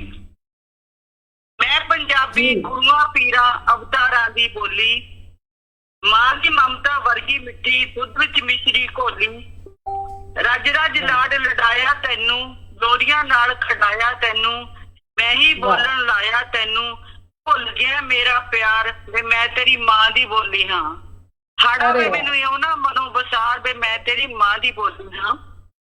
ਦੁਨੀਆ ਵਾਲੇ ਕਹਿੰਦੇ ਸਨ ਮੈਨੂੰ 5 ਨਦੀਆਂ ਦੀ ਰਾਣੀ, ਪਾਣੀ ਵਿੱਚ ਲਕੀਰਾਂ ਪਾ ਕੇ ਚੀਰ ਦਿੱਤੇ ਗਏ ਪਾਣੀ, ਖਿੰਡ ਗਏ ਮੋਤੀ ਮੈਂ ਤੜੀ ਦੇ, ਟੁੱਟ ਗਿਆ ਰਾਣੀ ਹਾਰ ਵੇ ਮੈਂ ਤੇਰੀ ਮਾਂ ਦੀ ਬੋਲੀ ਹਾਂ। ਮੈਨੂੰ ਇਉਂ ਨਾ ਮਨੋਂ ਬਸਾਰ ਵੇ ਮੈਂ ਤੇਰੀ ਮਾਂ ਦੀ ਬੋਲੀ ਹਾਂ। ਕਲਮ ਤੇਰੀ ਤੋਂ ਇਹ ਵੀ ਕੀਨੇ ਖੋਲਿਆ ਊੜਾ ਆੜਾ, ਸੁਣ ਪੁੱਤਰਾ ਮੇਰੇ ਦਿਲ ਚੋਂ ਨਿਕਲਿਆ ਹਾਏ ਹੌਕੇ ਵਰਗਾ ਹਾੜਾ, ਕਈ ਵਾਰੀਆਂ ਤੋਂ ਬਿਲਕ ਰਹੀ ਤੇਰੇ ਖੜੀ ਦਫ਼ਤਰੋਂ ਬਾਹਰ ਵੇ ਮੈਂ ਤੇਰੀ ਮਾਂ ਦੀ ਬੋਲੀ ਹਾਂ। ਮੈਨੂੰ ਇਉਂ ਨਾ ਮਨੋਂ ਬਸਾਰ ਵੇ ਮੈਂ ਤੇਰੀ ਮਾਂ ਦੀ ਬੋਲੀ ਹਾਂ। ਮਾਂ ਦੀ ਬੋਲੀ ਹਾਂ। ਜੰਮੇ ਜਾਏ ਗੋਦ ਖੁਡਾਏ ਰੀਝਾਂ ਨਾਲ ਪੜਾਏ, ਜਿਉਂ ਜਿਉਂ ਵੱਡੇ ਬਣਦੇ ਗਏ ਵੇ ਤੁਸੀਂ ਹੁੰਦੇ ਗਏ ਪਰਾਏ, ਬੇਮਾਨਾ ਨਾ ਹੋਈ ਬਗਾਨਾ ਤੂੰ ਤੇ ਸੋਚ ਵਿਚਾਰ ਵੇ ਮੈਂ ਤੇਰੀ ਮਾਂ ਦੀ ਬੋਲੀ ਹਾਂ। ਮੈਨੂੰ ਕਿਉਂ ਨਾ ਮਨੋਂ ਬਸਾਰ ਦੇ, ਮੈਂ ਤੇਰੀ ਮਾਂ ਦੀ ਬੋਲੀ ਹਾਂ। ਤੂੰ ਆਪਣਿਆਂ ਨੇ ਲੁੱਟੀ ਐ, ਤੂੰ ਸੱਤਿਆਂ ਨੇ ਠੱਗੀ ਐ, ਪਰ ਤੂੰ ਬਾਬੂ ਰਜਬੱਲੀ ਦੀ ਸਕੀ ਐ। ਤੇ ਮੇਰਾ ਇਹੀ ਕਹਿਣਾ ਸਾਰਿਆਂ ਅੱਗੇ ਹੱਥ ਜੋੜ ਕੇ ਬੇਨਤੀ ਆ ਵੀ ਆਪਣੀ ਮਾਂ ਬੋਲੀ ਨੂੰ ਨਾ ਭੁੱਲਿਓ। ਮਾਂ ਬੋਲੀ ਸਾਨੂੰ ਮਾਂ ਦੇ ਦੁੱਧ ਦੇ ਨਾਲ ਮਿਲੀ ਆ। ਤੁਸੀਂ ਸੋਚ ਕੇ ਦੇਖਿਓ, ਸਾਰਿਆਂ ਨੂੰ ਬੇਨਤੀ ਆ ਵੀ ਜਿੰਨੇ ਖੁਸ਼ੀ ਅਸੀਂ ਮਹਿਸੂਸ ਆਪਣੀ ਮਾਂ ਬੋਲੀ 'ਚ ਕਰਦੇ ਆ, ਜਿੰਨਾ ਦੁੱਖ ਆ ਜੇ ਰੱਜ ਕੇ ਰੋਵਾਂਗੇ ਤਾਂ ਵੀ ਜੇ ਮਾਂ ਬੋਲੀ 'ਚ ਰੋਵਾਂਗੇ ਉਨਾ ਹੀ ਉਹਦਾ ਤੁਹਾਨੂੰ ਸਕੂਨ ਮਿਲਣਾ। ਤੁਸੀਂ ਆਪਣੀ ਮਾਂ ਬੋਲੀ ਨੂੰ ਕਦੇ ਨਾ ਭੁੱਲਿਓ। ਮੇਰੀ ਇਹੀ ਤੁਹਾਨੂੰ ਸਾਰਿਆਂ ਨੂੰ ਬੇਨਤੀ ਆ। ਜਿਵੇਂ ਮੈਂ ਆਪਣੇ ਇੱਥੇ ਪੰਜਾਬ ਦੀ ਇੱਕ ਛੋਟੀ ਜਿਹੀ ਐਗਜ਼ਾਮਪਲ ਦਿੰਦੀ ਆ। ਮੇਰੇ ਆਪਣੇ ਰਿਲੇਟਿਵ ਨੇ, ਮੈਂ ਉਹਨਾਂ ਦੇ ਘਰ ਗਈ ਤੇ ਉਹ ਕਹਿੰਦੇ ਫੁੱਟ ਵਿੱਚ ਕਰੋ, ਤੇ ਮੈਂ ਤਾਂ ਹੱਕੀ ਬੱਕੀ ਰਹਿ ਗਈ ਵੀ ਆਹ ਕੀ ਹੋ ਗਿਆ, ਫੁੱਟ ਵਿੱਚ, ਫੁੱਟ ਟੱਚ। ਤੁਸੀਂ ਜੇ ਪੈਰੀ ਪੈਣਾ ਕੀ ਕਹੋ ਸਿਖਾਉਣਾ ਤੇ ਸਤਿ ਸ੍ਰੀ ਅਕਾਲ ਹੀ ਸਿਖਾ ਦੋ, ਸਤਿ ਸ੍ਰੀ ਅਕਾਲ ਹੀ ਕਹਿ ਦੋ। ਮੈਂ ਤੁਹਾਡੀ ਆ ਗੱਲ ਸੁਣ ਕੇ ਮੈਂ 605 'ਚ ਪੈ ਗਿਆ ਸੀ ਵੀ ਆ ਕੀ ਹੋ ਗਿਆ। ਮੈਂ ਵੀ ਇਹ ਨਵਾਂ ਲਫ਼ਜ਼ ਸੁਣਿਆ ਕੁਛ। ਦੇਖੋ ਕੋਈ ਆਪਣੀ ਭਾਸ਼ਾ ਬੋਲਦੀ ਆ ਇਸ ਲਈ ਉਹ ਆਜ਼ਾਦ ਆ, ਉਹ ਤਾਂ ਦੂਜੇ ਦੀ ਬੋਲਦੀ ਆ, ਉਹਨੂੰ ਗੁਲਾਮ ਕਰ ਲਿਆ ਜਾਂਦਾ। ਜੀ ਬਿਲਕੁਲ। ਹੁਣ ਬਾਬੂ ਹੈਲੋ, ਦਾ ਜੱਗ ਤੇ ਬੋਲ ਪੰਜਾਬੀ ਦਾ, ਘਰ ਘਰ ਵੱਜਦਾ ਲੋਕੋ, ਵੱਜੇਗਾ ਲੋਕੋ ਇੱਕ ਦਿਨ ਢੋਲ ਪੰਜਾਬੀ ਦਾ। ਫਿਰ ਮੇਰੀ ਦੁਆਰਾ ਹੀ ਬੇਨਤੀ ਆ ਵੀ ਜਿਵੇਂ ਗਰੇਵਾਲ ਸਾਹਿਬ ਨੇ ਕਿਹਾ ਮਾਮੂ ਬਣ ਗਿਆ, ਸਿਸਟਰ ਤੋਂ ਸਿਸ ਬਣ ਗਈ ਆ, ਸਿਸੋ ਬਣ ਗਈ ਆ। ਨਹੀਂ, ਜੋ ਪਿਆਰ ਤੁਹਾਨੂੰ ਭੂਆ ਮਾਮਾ ਚ ਆਉਣਾ, ਮਾਸੀ ਚ ਆਉਣਾ, ਮਾਸੜ ਚ ਆਉਣਾ, ਉਹ ਅੰਕਲ ਆਂਟੀ ਚ ਨਹੀਂ ਆਉਣਾ। ਛੱਡ ਦਿਓ। ਜਦੋਂ ਤੁਸੀਂ ਕਿਸੇ ਦੇ ਪੋਸਟ ਤੇ ਕਮੈਂਟ ਵੀ ਕਰਦੇ ਹੋ, ਪਲੀਜ਼ ਪੰਜਾਬੀ ਚ ਕਰ ਦਿਆ ਕਰੋ। ਬਹੁਤ ਖੂਬ, ਸਦਕੇ, ਅਸ਼ਕੇ, ਬਾਰੀ ਜਮਾ, ਬਹੁਤ ਸੋਹਣਾ ਲਿਖਿਆ, ਸ਼ਾਨਦਾਰ। ਇਹੀ ਚੀਜ਼ਾਂ ਨੇ ਜੇ ਅਸੀਂ ਪੰਜਾਬੀ ਨੂੰ ਇਹਦੇ ਕਰਕੇ ਇਹਦਾ ਸਤਿਕਾਰ ਹੈ। ਮੈਂ ਸਾਰਿਆਂ ਦਾ ਧੰਨਵਾਦ ਕਰਦੀ ਹਾਂ, ਤੁਸੀਂ ਮੈਨੂੰ ਇੰਨਾ ਕੁ ਟਾਈਮ ਦਿੱਤਾ। ਸਾਰਿਆਂ ਨੂੰ ਮੇਰੇ ਵੱਲੋਂ ਬਹੁਤ ਬਹੁਤ ਮੁਬਾਰਕਾਂ। ਜੰਮਿਓ ਜਿੱਥੇ ਉਹ ਥਾਂ ਨਾ ਭੁੱਲਿਓ। ਆਪਣੀ ਮਾਂ ਬੋਲੀ, ਆਪਣੀ ਮਾਂ ਤੇ ਆਪਣੀ ਮਾਂ ਬੋਲੀ ਨੂੰ ਨਾ ਭੁੱਲਿਓ। ਧੰਨਵਾਦ ਸਾਰਿਆਂ ਦਾ। ਵਾਹ ਜੀ ਵਾਹ, ਬਹੁਤ ਬਹੁਤ ਸ਼ੁਕਰੀਆ ਜਤਿੰਦਰ ਭੈਣ ਜੀ, ਬਹੁਤ ਬਹੁਤ ਸ਼ੁਕਰੀਆ ਤੁਹਾਡਾ। ਸਰੋਤਿਓ, ਇਹ ਸਨ ਜਤਿੰਦਰ ਕੌਰ ਬੁਆਲ ਭੈਣ ਜੀ, ਜਿਨ੍ਹਾਂ ਨੇ ਤੁਹਾਨੂੰ ਆਪਣੇ ਭਾਵ ਪ੍ਰਗਟ ਕਰੇ ਨੇ ਅੱਜ ਅੰਤਰਰਾਸ਼ਟਰੀ ਬੋਲੀ ਦੇ ਉੱਤੇ, ਆਪਣੀ ਮਾਂ ਬੋਲੀ ਪੰਜਾਬੀ ਦੇ ਪ੍ਰਤੀ। ਸੋ ਦੋਸਤੋ, ਅੱਜ ਇਹਦੇ ਵਿੱਚ ਕੋਈ ਦੋ ਰਾਏ ਨਹੀਂ ਹੈ ਕਿ ਆਪਾਂ ਸਾਰਿਆਂ ਨੂੰ ਹੀ ਪਤਾ ਹੈ ਕਿ ਅੱਜ ਆਪਣੀ ਮਾਂ ਬੋਲੀ ਦਾ ਉਹ ਸ਼ੁਭ ਦਿਹਾੜਾ ਹੈ ਜਿਹੜਾ ਅਸੀਂ ਧਰਤੀ ਤੇ ਆਉਣ ਤੋਂ ਪਹਿਲਾਂ, ਜਿਸ ਤਰ੍ਹਾਂ ਭੈਣ ਜੀ ਨੇ ਕਿਹਾ ਕਿ ਸਾਨੂੰ ਦੁੱਧ ਦੀ ਬੂੰਦ ਦੇ ਨਾਲ ਹੀ ਮਾਂ ਬੋਲੀ ਪੰਜਾਬੀ ਮਿਲ ਜਾਂਦੀ ਆ। ਸੋ ਹਾਂਜੀ ਗਰੇਵਾਲ ਸਾਹਿਬ, ਤੁਸੀਂ ਕਹਿਣਾ ਚਾਹੋਗੇ? ਦੇਖੋ, ਮਾਂ ਬੋਲੀ ਤੁਸੀਂ ਜ਼ਰੂਰ ਸਿੱਖੋ, ਆਉਣੀ ਵੀ ਚਾਹੀਦੀ ਹੈ। ਹੋਰ ਬੋਲੀਆਂ ਵੀ ਜ਼ਰੂਰ ਸਿੱਖੋ ਜੀ, ਕੋਈ ਇਹਦੇ ਚ ਮਾੜੀ ਗੱਲ ਨਹੀਂ ਹੈਗੀ। ਪਰ ਤੁਹਾਡਾ ਇਹ ਇੱਕ ਤਰ੍ਹਾਂ ਦਾ ਇਹ ਨਹੀਂ ਕਿ ਤੁਸੀਂ, ਜੇ ਅਸੀਂ ਹੁਣ ਬਾਹਰ ਜਾਂਦੇ ਆ, ਇੰਗਲਿਸ਼ ਵੀ ਬੋਲੀ ਦੀ ਆ, ਪੰਜਾਬੀ ਵੀ ਬੋਲੀ ਦੀ ਆ, ਪਰ ਮੈਂ ਕਦੇ ਵੀ ਝਿਜਕਦਾ ਨਹੀਂ ਹੁੰਦਾ ਜੇ ਮੈਂ ਪੰਜਾਬੀ ਦੇ ਵਿੱਚ ਗੱਲ ਕਰਾਂ। ਉਹ ਖੁੱਲੇ ਆਪਦੇ ਦਿਲ ਨਾਲ ਗੱਲ ਕਰੀਦੀ ਆ। ਮੈਂ ਤੁਹਾਨੂੰ ਇੱਕ ਆਪਦਾ ਹਕੀਕਤ ਸ਼ੇਅਰ ਕਰਦਾ ਤੁਹਾਡੇ ਨਾਲ, ਸਟੋਰੀ ਦੀ। ਮੇਰੇ ਭਤੀਜੇ ਨਾਲ ਸੀ, ਬਹੁਤ ਚਿਰ ਦੀ ਗੱਲ ਆ, 20-25 ਸਾਲਾਂ ਦੀ। ਤੇ ਅਸੀਂ ਦਿੱਲੀ ਬੈਠੇ, ਉੱਥੇ ਇੰਪੀਰੀਅਲ ਹੋਟਲ ਆ ਆਪਣੇ, ਉਹਦੇ ਵਿੱਚ ਕਨਾਟ ਪਲੇਸ ਦੇ ਕੋਲ। ਜੀ ਹੈਗਾ। ਅਸੀਂ ਉੱਥੇ ਬੈਠ ਗਏ। ਤਾਂ ਉਹ ਮੇਰੇ ਭਤੀਜੇ ਇੱਥੇ ਜੰਮੇ ਪਲੇ ਨੇ, ਬਾਹਰ 4 ਜਾਣੇ ਸੀ, ਅਸੀਂ 5 ਜਾਣੇ ਸੀ। ਤੇ ਬਾਹਰ ਉੱਥੇ ਇੱਕ ਪਟਿਆਲਾ ਪੈਗ ਆ, ਆਪਣੇ ਮਹਾਰਾਜ ਦੇ ਪਟਿਆਲੇ ਵਾਲੇ ਦੇ, ਯਾਦਵਿੰਦਰ ਦੇ, ਇਹਨਾਂ ਦੇ ਪਿਓ ਦੇ ਨਾਂ ਤੇ ਆ। ਉਹਨੂੰ ਬਾਹਰ ਨੂੰ ਪਟਿਆਲਾ ਪੈਗ ਕਹਿੰਦੇ ਨੇ। ਤੇ ਸਾਰੀਆਂ ਅੰਦਰ ਜਿੰਨੀਆਂ ਵੀ ਫੋਟੋਆਂ ਲੱਗੀਆਂ ਨੇ, ਉਹ ਇਹਨਾਂ ਦੇ ਯਾਦਵਿੰਦਰ, ਜਿਹੜਾ ਇਹਨਾਂ ਦਾ ਪਿਓ ਸੀ, ਮਹਾਰਾਜਾ ਪਟਿਆਲੇ ਦਾ, ਭੁਪਿੰਦਰ ਸਿੰਘ, ਉਹਦੀਆਂ ਫੋਟੋਆਂ ਲੱਗੀਆਂ ਹੋਈਆਂ ਸਾਰੇ ਅੰਦਰ। ਮੈਂ ਮੇਰੇ ਭਤੀਜੇ ਸੀ, ਉਹਨਾਂ ਨੂੰ ਨਹੀਂ ਇੰਨਾ ਪਤਾ ਸੀ। ਮੈਂ ਉਹਨਾਂ ਨੂੰ ਸਮਝਾਇਆ, ਮੈਂ ਕਿਹਾ ਵੀ ਇਹ ਪਟਿਆਲਾ ਪੈਗ ਤਾਂ ਹੀ ਰੱਖਿਆ ਨਾਂ ਉਹਦਾ, ਕਿਉਂ ਪੰਜਾਬੀਆਂ ਦਾ ਇਹ ਪਟਿਆਲੇ ਤੋਂ ਸ਼ੁਰੂ ਹੋਇਆ, ਡਬਲ ਦਾ। ਮੈਂ ਮੁੱਠੀ ਬੰਦ ਕਰਕੇ ਲਾਉਂਦੇ ਹੁੰਦੇ ਸੀ, 2 ਉਂਗਲ ਜਾਂ 4 ਉਂਗਲ ਦਾ। ਪੰਜਾਬੀ ਦੀ ਮੈਂ ਤੁਹਾਨੂੰ ਗੱਲ ਆਉਂਦਾ। ਤੇ ਉਹਨਾਂ ਨੇ ਇੰਗਲਿਸ਼ ਗਾਣੇ ਲਾਏ ਹੋਏ ਸੀ। ਤੇ ਮੈਂ ਸਾਡੇ ਨਾਲ ਇੱਕ ਦਿੱਲੀ ਦਾ ਵੀ ਸਰਦਾਰ ਸੀ ਸਾਡੇ ਨਾਲ ਬੈਠਾ। ਜੀ ਮੈਂ ਕਿਹਾ ਯਾਰ ਪੰਜਾਬੀ ਗਾਣੇ ਲਵਾਉਣੇ ਨੇ। ਉਹ ਕਹਿੰਦਾ ਜੀ ਇੱਥੇ ਤਾਂ ਸਾਰੇ ਗੋਰੇ ਆਉਂਦੇ ਨੇ, ਪੰਜਾਬੀ ਗਾਣੇ ਨਹੀਂ ਲੱਗਣੇ ਹੈਗੇ। ਮੈਨੂੰ ਬੜਾ ਜੀ ਹੋਇਆ ਅਫਸੋਸ। ਮੈਂ ਕਿਹਾ ਨਹੀਂ ਯਾਰ, ਮੈਂ ਪੰਜਾਬੀ ਗਾਣੇ ਲਵਾਉਣੇ ਨੇ। ਮੈਂ ਬਾਹਰ ਤੇ ਗਿਆ, ਉਹ ਬੇਟੇ ਨੂੰ ਮੈਂ ਰਿਕੁਐਸਟ ਕੀਤੀ ਤੇ ਰਿਕੁਐਸਟ ਕਰਕੇ ਮੈਂ ਕਿਹਾ ਜੀ ਉਹਨੂੰ ਮੈਂ ਆਖਿਆ ਪੰਜਾਬੀ ਗਾਣੇ ਲਾ ਦੇ, ਤੇ ਉਹਨੇ ਪੰਜਾਬੀ ਗਾਣੇ ਲਾ ਦਿੱਤੇ। ਜੀ ਗਾਣੇ ਲੱਗੇ, ਜਿਹੜੇ ਗੋਰੇ ਸੀ ਉਹ ਵੀ ਬੜੇ ਖੁਸ਼ ਹੋਏ, ਕਿਉਂਕਿ ਉਹ ਬਾਹਰੋਂ ਗਏ ਸੀ, ਪੰਜਾਬੀਆਂ ਨੂੰ ਜਾਣਦੇ ਸੀ ਚੰਗੀ ਤਰ੍ਹਾਂ। ਮੇਰਾ ਮਤਲਬ ਕਿ ਤੁਸੀਂ ਕਿਸੇ ਚੀਜ਼ ਤੋਂ ਸੰਗੋ ਨਾ। ਉਹ ਜਿਹੜਾ ਲੋਕਲ ਦਿੱਲੀ ਦਾ ਸਾਡੇ ਨਾਲ ਸਰਦਾਰ ਸੀ ਸਾਡੇ ਨਾਲ, ਉਹ ਕਹਿੰਦਾ ਵੀ ਲੱਗ ਹੀ ਨਹੀਂ ਸਕਦੇ, ਕਹਿੰਦਾ ਇੱਥੇ। ਮੈਂ ਕਿਹਾ ਇਹ ਤਾਂ ਲੱਗਣਗੇ, ਜ਼ਰੂਰ ਲੱਗਣਗੇ ਪੰਜਾਬੀ ਗਾਣੇ। ਹਾਂ ਇਹ ਤੁਹਾਡੇ ਇਹ ਚ ਹਾਲ ਹੈ ਆਪਦੇ ਚ ਸਾਡਾ। ਹੋਣਾ ਚਾਹੀਦਾ।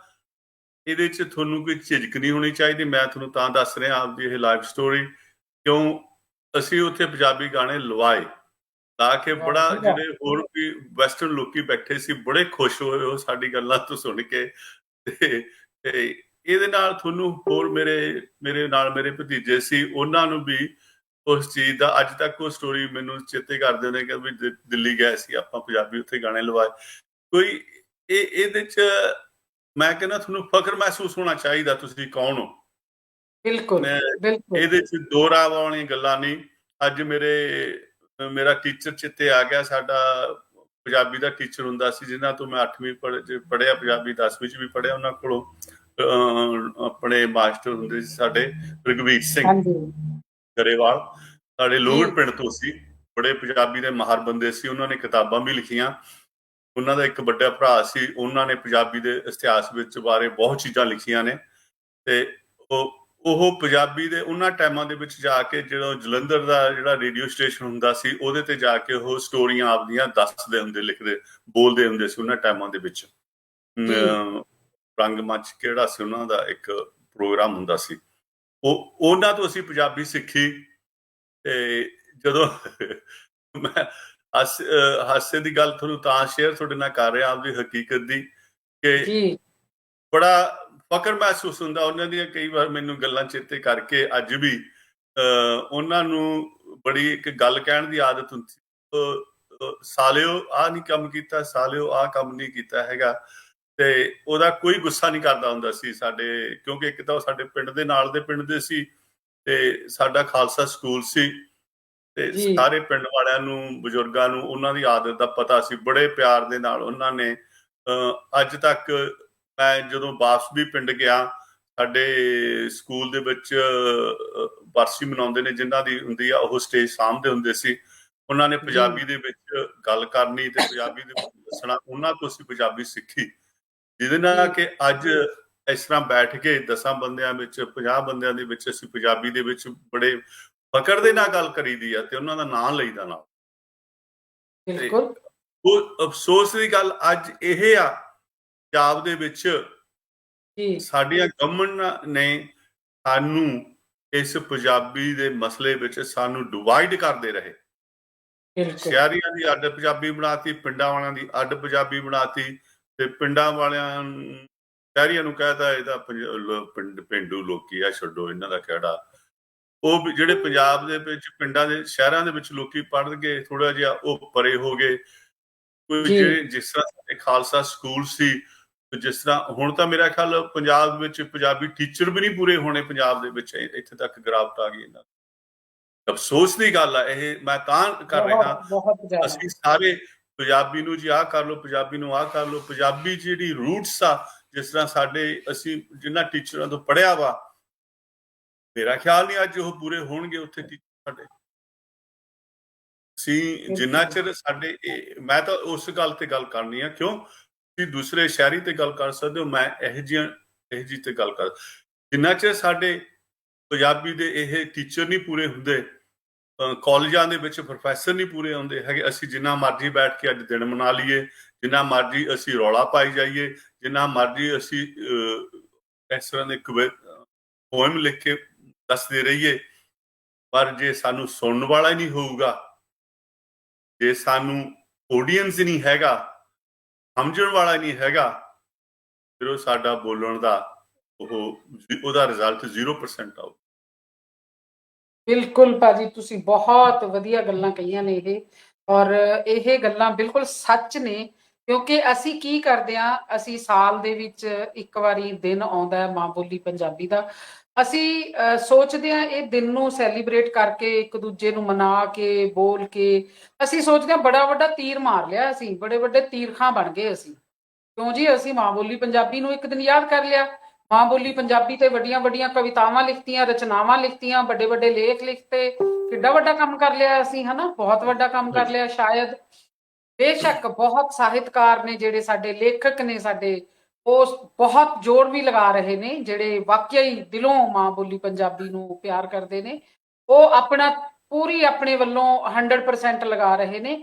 ਪਰ ਅਫਸੋਸ ਦੀ ਗੱਲ ਉਹੀ ਹੈ ਜਿਹੜੀ ਹੁਣੇ ਤੁਸੀਂ ਥੋੜੀ ਦੇਰ ਪਹਿਲਾਂ ਕਹੀ ਸੀ, ਮਾਮੇ ਤੋਂ ਮਾਮੂ ਬਣ ਗਿਆ, ਭੂਆ ਤੋਂ ਭੂਈ ਬਣ ਗਈ, ਮਾਂ ਤੋਂ ਮੌਮ ਬਣ ਗਈ, ਬਾਪ ਤੋਂ ਡੈਡ ਬਣ ਗਿਆ। ਮਤਲਬ ਇਹ ਜਿਹੜੀਆਂ ਚੀਜ਼ਾਂ ਨੇ ਅਸੀਂ ਬੜੇ ਫਖਰ ਦੇ ਨਾਲ ਬੋਲਦੇ ਹਾਂ ਕਿ ਸ਼ਾਇਦ ਅਸੀਂ ਮਾਡਰਨ ਹੋ ਗਏ, ਅਸੀਂ ਵੈਸਟਰਨ ਦੀ ਨਕਲ ਕਰਦੇ ਜਾ ਰਹੇ ਹਾਂ। ਕਹਿੰਦੇ ਕਊਆ ਚਲਾ ਹੰਸ ਕੀ ਚਾਲ, ਹੁਣ ਅੱਗੇ ਮੈਂ ਕੀ ਬੋਲਾਂ, ਆਪਦੀ ਵੀ ਖੋ ਬੈਠਿਆ ਉਹ ਤਾਂ ਵਿਚਾਰਾ। ਸਾਡਾ ਉਹ ਹਾਲ ਹੋ ਗਿਆ। ਅਸੀਂ ਨਾ ਤਾਂ ਆਪਣੇ ਜੋਗੇ ਰਹੇ, ਨਾ ਵੈਸਟਰਨ ਜੋਗੇ ਰਹੇ। ਅਸੀਂ ਪਹਿਰਾਵੇ ਦੀ ਨਕਲ ਕਰਦੇ ਹਾਂ ਵੈਸਟਰਨ ਦੀ, ਅਸੀਂ ਬੋਲੀ ਦੀ ਨਕਲ ਕਰਦੇ ਹਾਂ ਵੈਸਟਰਨ ਦੀ, ਅਸੀਂ ਰਹਿਣ ਸਹਿਣ ਦੀ, ਖਾਣ ਪੀਣ ਦੀ ਨਕਲ ਕਰਦੇ ਹਾਂ ਵੈਸਟਰਨ ਦੀ। ਹੁੰਦਾ ਕੀ ਆ, ਨਾ ਤਾਂ ਅਸੀਂ ਵੈਸਟਰਨ ਬਣ ਪਾਉਂਦੇ ਹਾਂ, ਨਾ ਹੀ ਅਸੀਂ ਆਪਣੇ ਜੋਗੇ ਰਹਿੰਦੇ ਹਾਂ। ਦੇਖੋ ਧੋਬੀ ਦਾ ਨਕਲ, ਕੁੱਤਾ ਕਹਿੰਦੇ ਘਰ ਨਾ ਘਰ ਦਾ ਨਾ ਕਾਟ ਦਾ, ਉਹ ਹਾਲ ਸਾਡਾ ਬਣਿਆ ਪਿਆ। ਪਰ ਇਹ ਤੁਹਾਡੀ ਗੱਲ ਠੀਕ ਆ ਕਿ ਅਸੀਂ ਨਕਲ ਕਰੋ, ਉਹਨਾਂ ਦੇ ਚੰਗੇ ਗੁਣ ਦੂਜਿਆਂ ਦੇ ਸਿੱਖੋ। ਮੈਂ ਇੱਕ ਵਾਰ ਇੱਕ ਨਹੀਂ ਟਰੈਵਲ ਕਰਦਾ ਸੀ ਤੇ ਲੰਡਨ ਤੋਂ ਜਾ ਰਿਹਾ ਸੀ ਕਿਤੇ ਨੂੰ, ਏਅਰਪੋਰਟ ਦੇ ਉੱਤੇ ਮੈਨੂੰ ਜਦੋਂ ਮੈਂ ਕੋਈ ਸਰਦਾਰ ਦੇਖਦਾ ਉਹਨਾਂ ਪੱਗ ਵਾਲਾ, ਮੈਂ ਜ਼ਰੂਰ ਸਤਿ ਸ਼੍ਰੀ ਅਕਾਲ ਜ਼ਰੂਰ ਬੁਲਾਉਣਾ ਹੁੰਦਾ ਜੀ। ਕੋਈ ਵੀ ਹੋਵੇ, ਮੇਰੀ ਇਹ ਹੈਬਿਟ ਆ, ਮੇਰੀ ਆਦਤ ਹੈ। ਉਹ ਕੁਦਰਤੀ ਗੋਰਾ ਇੱਕ ਮੂਹਰੇ ਆ ਗਿਆ, ਪੱਗ ਬੰਨੀ ਹੋਈ, ਉਹਦੇ ਚਿੱਟੇ ਲੀੜੇ ਪਾਏ ਹੋਏ, ਅਮਰੀਕਨ ਦਾ ਤੇ ਜੋਗੀ ਉਹਨਾਂ ਦੇ ਚੇਲੇ ਸੀ ਉਹ। ਤੇ ਮੈਂ ਉਹਨੂੰ ਸਤਿ ਸ਼੍ਰੀ ਅਕਾਲ ਬੁਲਾਈ, ਉਹਨੇ ਮੈਨੂੰ ਸਤਿ ਸ਼੍ਰੀ ਅਕਾਲ ਦਾ ਜਵਾਬ ਦਿੱਤਾ। ਤੇ ਮੈਂ ਉਹਨੂੰ ਆਖਿਆ ਮੈਂ ਵੀ ਪੰਜਾਬੀ ਆ, ਇੰਡੀਅਨ ਆ, ਸਰਦਾਰ ਆ। ਕਹਿੰਦਾ ਤੂੰ ਨਹੀਂ ਹੈਗਾ, ਕਹਿੰਦਾ ਮੈਂ ਆ। ਕਹਿੰਦਾ ਅਜੇ ਇਹ ਉਹਨੇ ਮੈਨੂੰ ਉਹਨੇ ਆਖਿਆ ਤੇ ਮੈਨੂੰ ਬੜੀ ਗੱਲ ਬੜੀ ਲੱਗੀ, ਮੈਨੂੰ ਮੈਂ ਖੁਸ਼ ਵੀ ਹੋਇਆ। ਮੈਂ ਕਿਹਾ ਦੇਖੋ ਇਹ ਕਹਿੰਦੇ ਨੇ ਵੀ ਇਹ ਬੰਦਾ ਇਹਨੇ ਮੈਨੂੰ ਉਹਦੀ ਜਵਾਬ ਦੇ ਦਿੱਤਾ ਜਿਹੜੀ ਗੱਲ ਦਾ ਮੈਂ ਐਕਸਪੈਕਟ ਨਹੀਂ ਕਰ ਰਿਹਾ ਸੀ। ਜੇ ਕੋਈ ਹੋਰ ਹੁੰਦਾ, ਆਪਣਾ ਬੰਦਾ ਹੁੰਦਾ, ਤੇ ਉਹਨੇ ਸਤਿ ਸ਼੍ਰੀ ਅਕਾਲ ਬੁਲਾ ਕੇ ਲੰਘ ਜਾਣਾ ਸੀ ਅੱਗੇ। ਇਹ ਚੀਜ਼ਾਂ ਵੀ ਸਿੱਖੋ ਇਹਨਾਂ ਤੋਂ, ਵੀ ਜਿਹੜੇ ਚੀਜ਼ਾਂ ਇਹਦੇ ਵਿੱਚ ਇਹ ਸਾਡੇ ਬਣਦੇ ਨੇ, ਬੜੇ ਦਿਲਚਸਪ ਨਾਲ ਬਣਦੇ ਨੇ, ਬੜੇ ਉਹਨਾਂ ਨੂੰ ਪਹਿਲਾਂ ਇਹ ਸਟੱਡੀ ਕਰਦੇ ਨੇ, ਫਿਰ ਇਹ ਉਸ ਚੀਜ਼ ਦੇ ਉੱਤੇ ਅਮਲ ਕਰਦੇ ਨੇ। ਇਹ ਸਾਡੇ ਵਾਂਗੂ ਨਹੀਂ ਵੀ ਭੇਡ ਚਾਲ ਵਾਂਗੂ ਅਸੀਂ ਇੱਕ ਪਾਸੇ ਲੱਗੇ ਤਾਂ ਜਿੱਧਰ ਨੂੰ ਮੱਥਾ ਰਗੜਨ ਲੱਗੇ ਤਾਂ ਉਧਰ ਨੂੰ ਰਗੜੀ ਗਏ, ਤੇ ਗਾਹਾਂ ਦੇਖਦੇ ਨਹੀਂ ਵੀ ਅਸੀਂ ਤਾਂ ਟੋਭੇ ਵੱਲ ਨੂੰ ਰਗੜ ਰਹੇ ਹਾਂ ਮੱਥਾ। ਇਹ ਚੀਜ਼ਾਂ ਸਾਨੂੰ ਇਹਨਾਂ ਤੋਂ ਸਿੱਖਣੀਆਂ ਚਾਹੀਦੀਆਂ। ਇਹ ਚੀਜ਼ਾਂ ਐਜੂਕੇਸ਼ਨ ਦੇ ਨਾਲ ਹੀ ਆਉਂਦੀਆਂ ਨੇ। ਜਿੰਨਾ ਚਿਰ ਐਜੂਕੇਸ਼ਨ, ਕੌਨਫੀਡੈਂਸ, ਉਹਦਾ ਬੱਚੇ ਦਾ ਪਾਲਣ ਪੋਸ਼ਣ ਨਹੀਂ ਚੰਗੀ ਤਰ੍ਹਾਂ ਹੋਇਆ ਹੈਗਾ, ਉਹਨਾਂ ਚਿਰ ਇਹ ਚੀਜ਼ਾਂ ਬੱਚੇ ਨੂੰ ਨਹੀਂ ਆ ਸਕਦੀਆਂ ਹੈਗੀਆਂ। ਤੇ ਸਾਡੇ ਦੇਸ਼ ਦੇ ਵਿੱਚ ਇਹ ਚੀਜ਼ਾਂ ਦੀ ਬਹੁਤ ਘਾਟ ਰਹੀ ਆ। ਇਹ ਘਾਟ ਕਾਸਤੇ ਰਹੀ ਆ?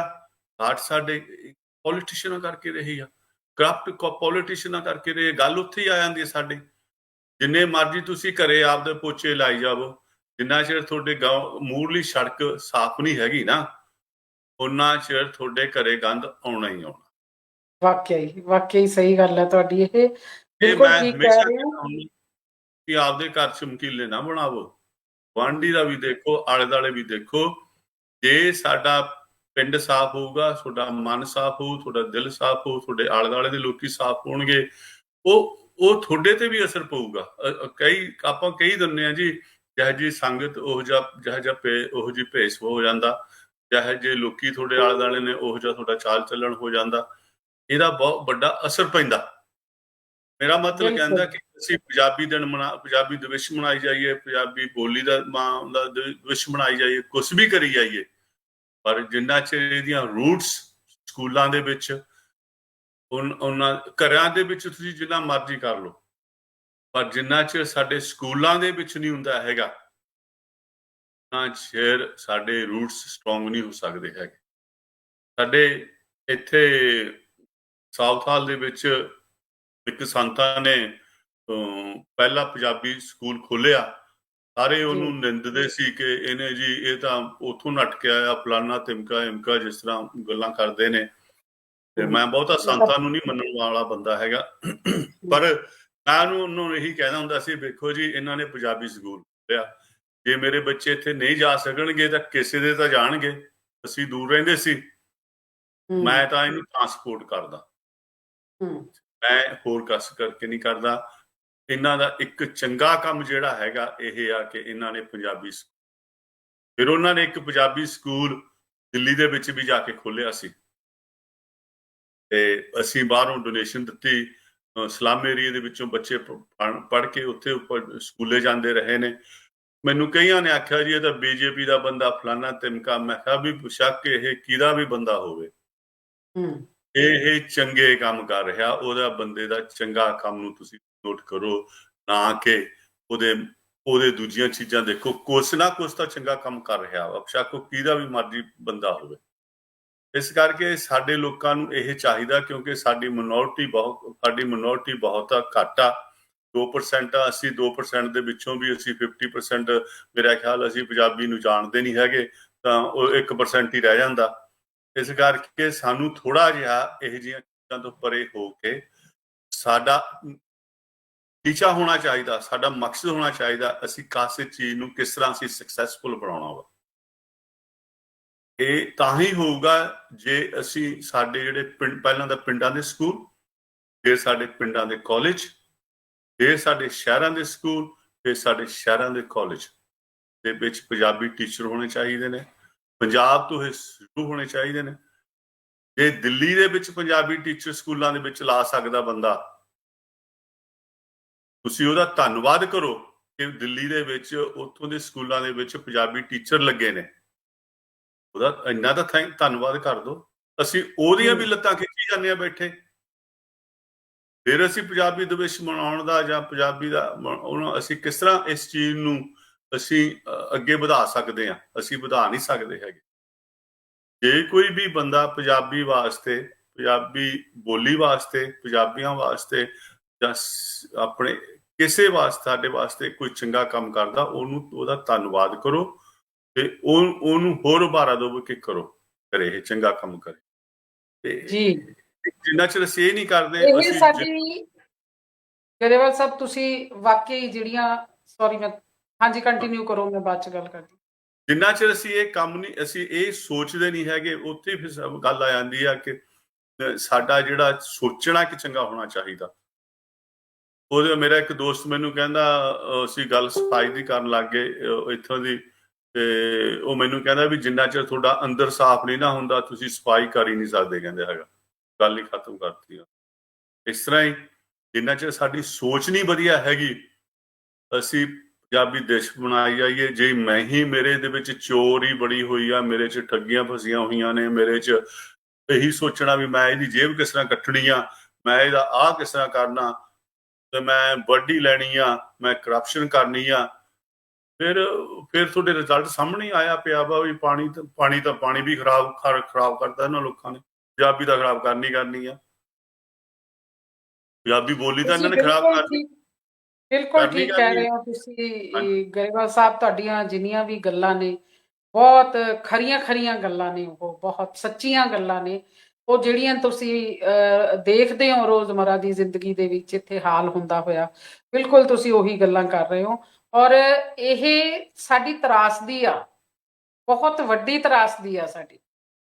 ਤੁਸੀਂ ਜਿੱਦਾਂ ਗੱਲ ਕਹੀ ਆ, ਇੱਕ ਵਾਕਿਆ ਹੀ ਬੜੀ ਵਧੀਆ ਤੁਸੀਂ ਗੱਲ ਕਹੀ ਆ ਕਿ ਜਦੋਂ ਸਾਡਾ, ਤੁਹਾਡੇ ਉਸ ਦੋਸਤ ਨੇ, ਕਿ ਜਦੋਂ ਸਾਡਾ ਮਨ ਹੀ ਸਾਫ਼ ਨਹੀਂ ਹੈ, ਅਸੀਂ ਬਾਹਰ ਦੀਆਂ। ਤੁਲਸੀਦਾਸ ਜੀ ਨੇ ਵੀ ਲਿਖਿਆ ਹੈ, ਕਹਿੰਦੇ ਦਿਲ ਕਾ ਹੁਜ਼ਰਾ ਸਾਫ਼ ਕਰ, दिल का हुजरा साफ कर जाना के आने के लिए ध्यान गैरों का हटा उसको बैठाने के लिए।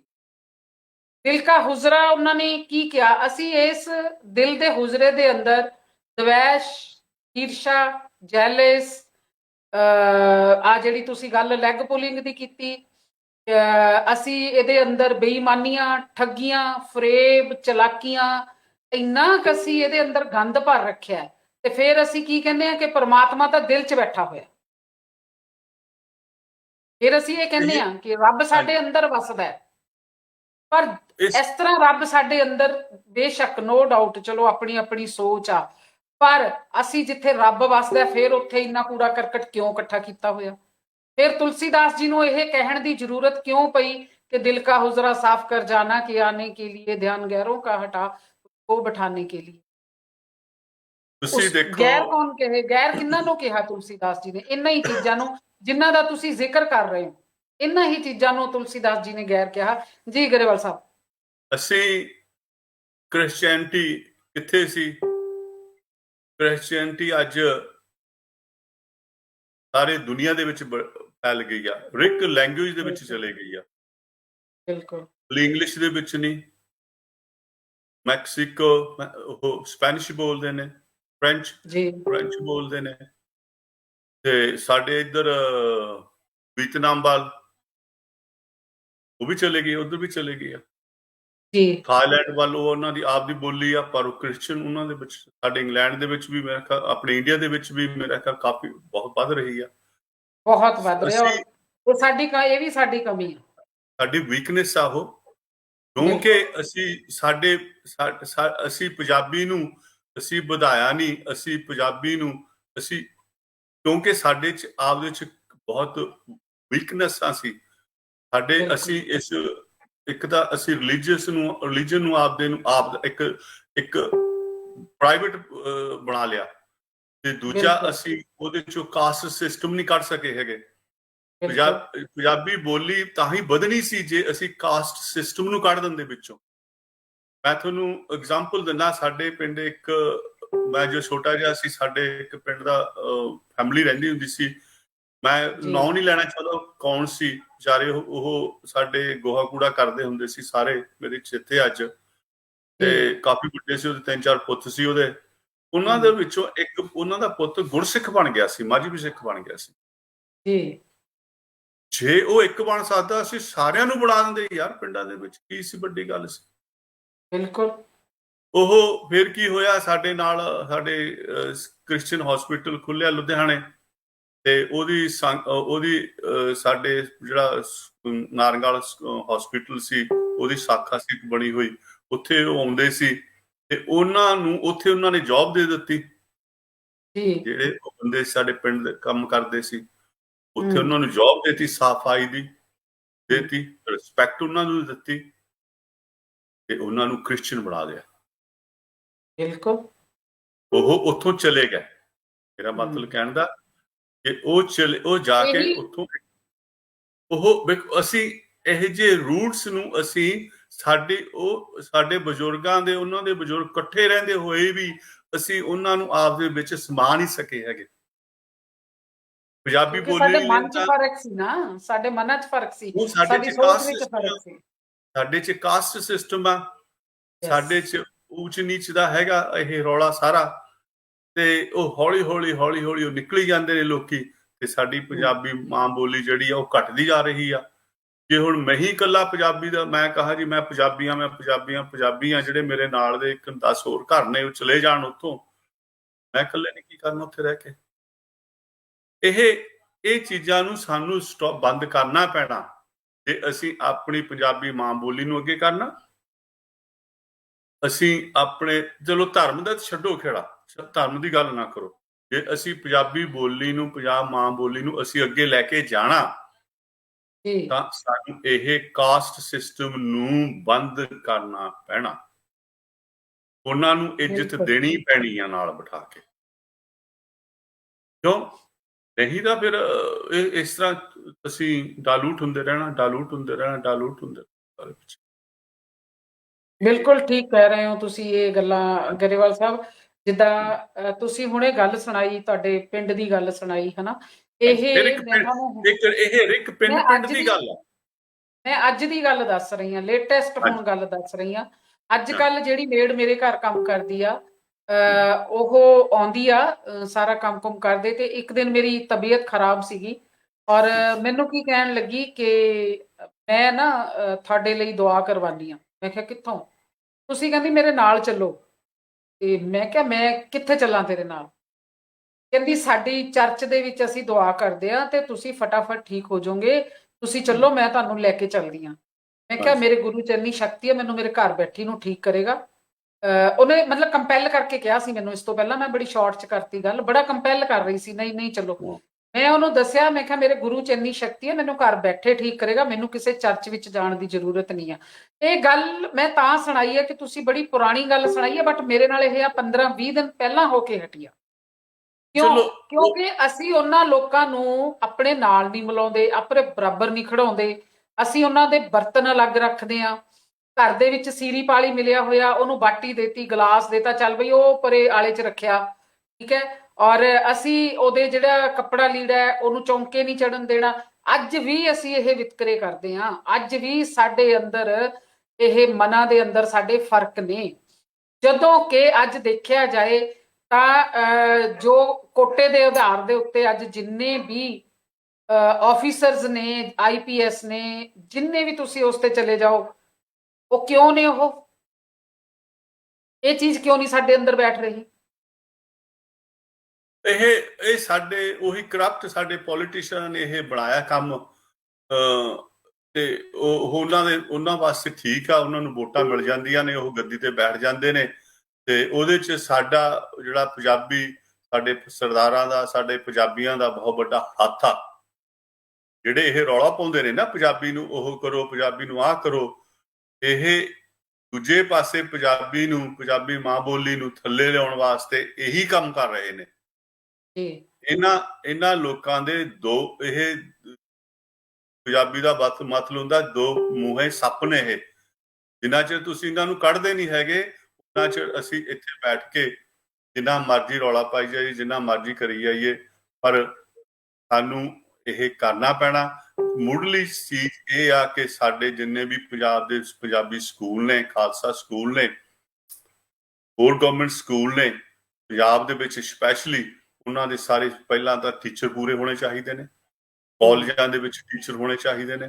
ਫਿਰ ਪਿੰਡਾਂ ਦੇ ਵਿੱਚ ਜਿੰਨੇ ਵੀ ਸਾਡੇ ਹੋਰ ਭਾਈਚਾਰਾ ਸਾਡਾ, ਜਿਸ ਤਰ੍ਹਾਂ ਮੈਂ ਹੁਣ ਨਾਂ ਲਿਆ ਆਖਿਆ, ਉਹਨਾਂ ਨੂੰ ਸਾਨੂੰ ਨਾਲ ਬਿਠਾਉਣਾ ਪੈਣਾ।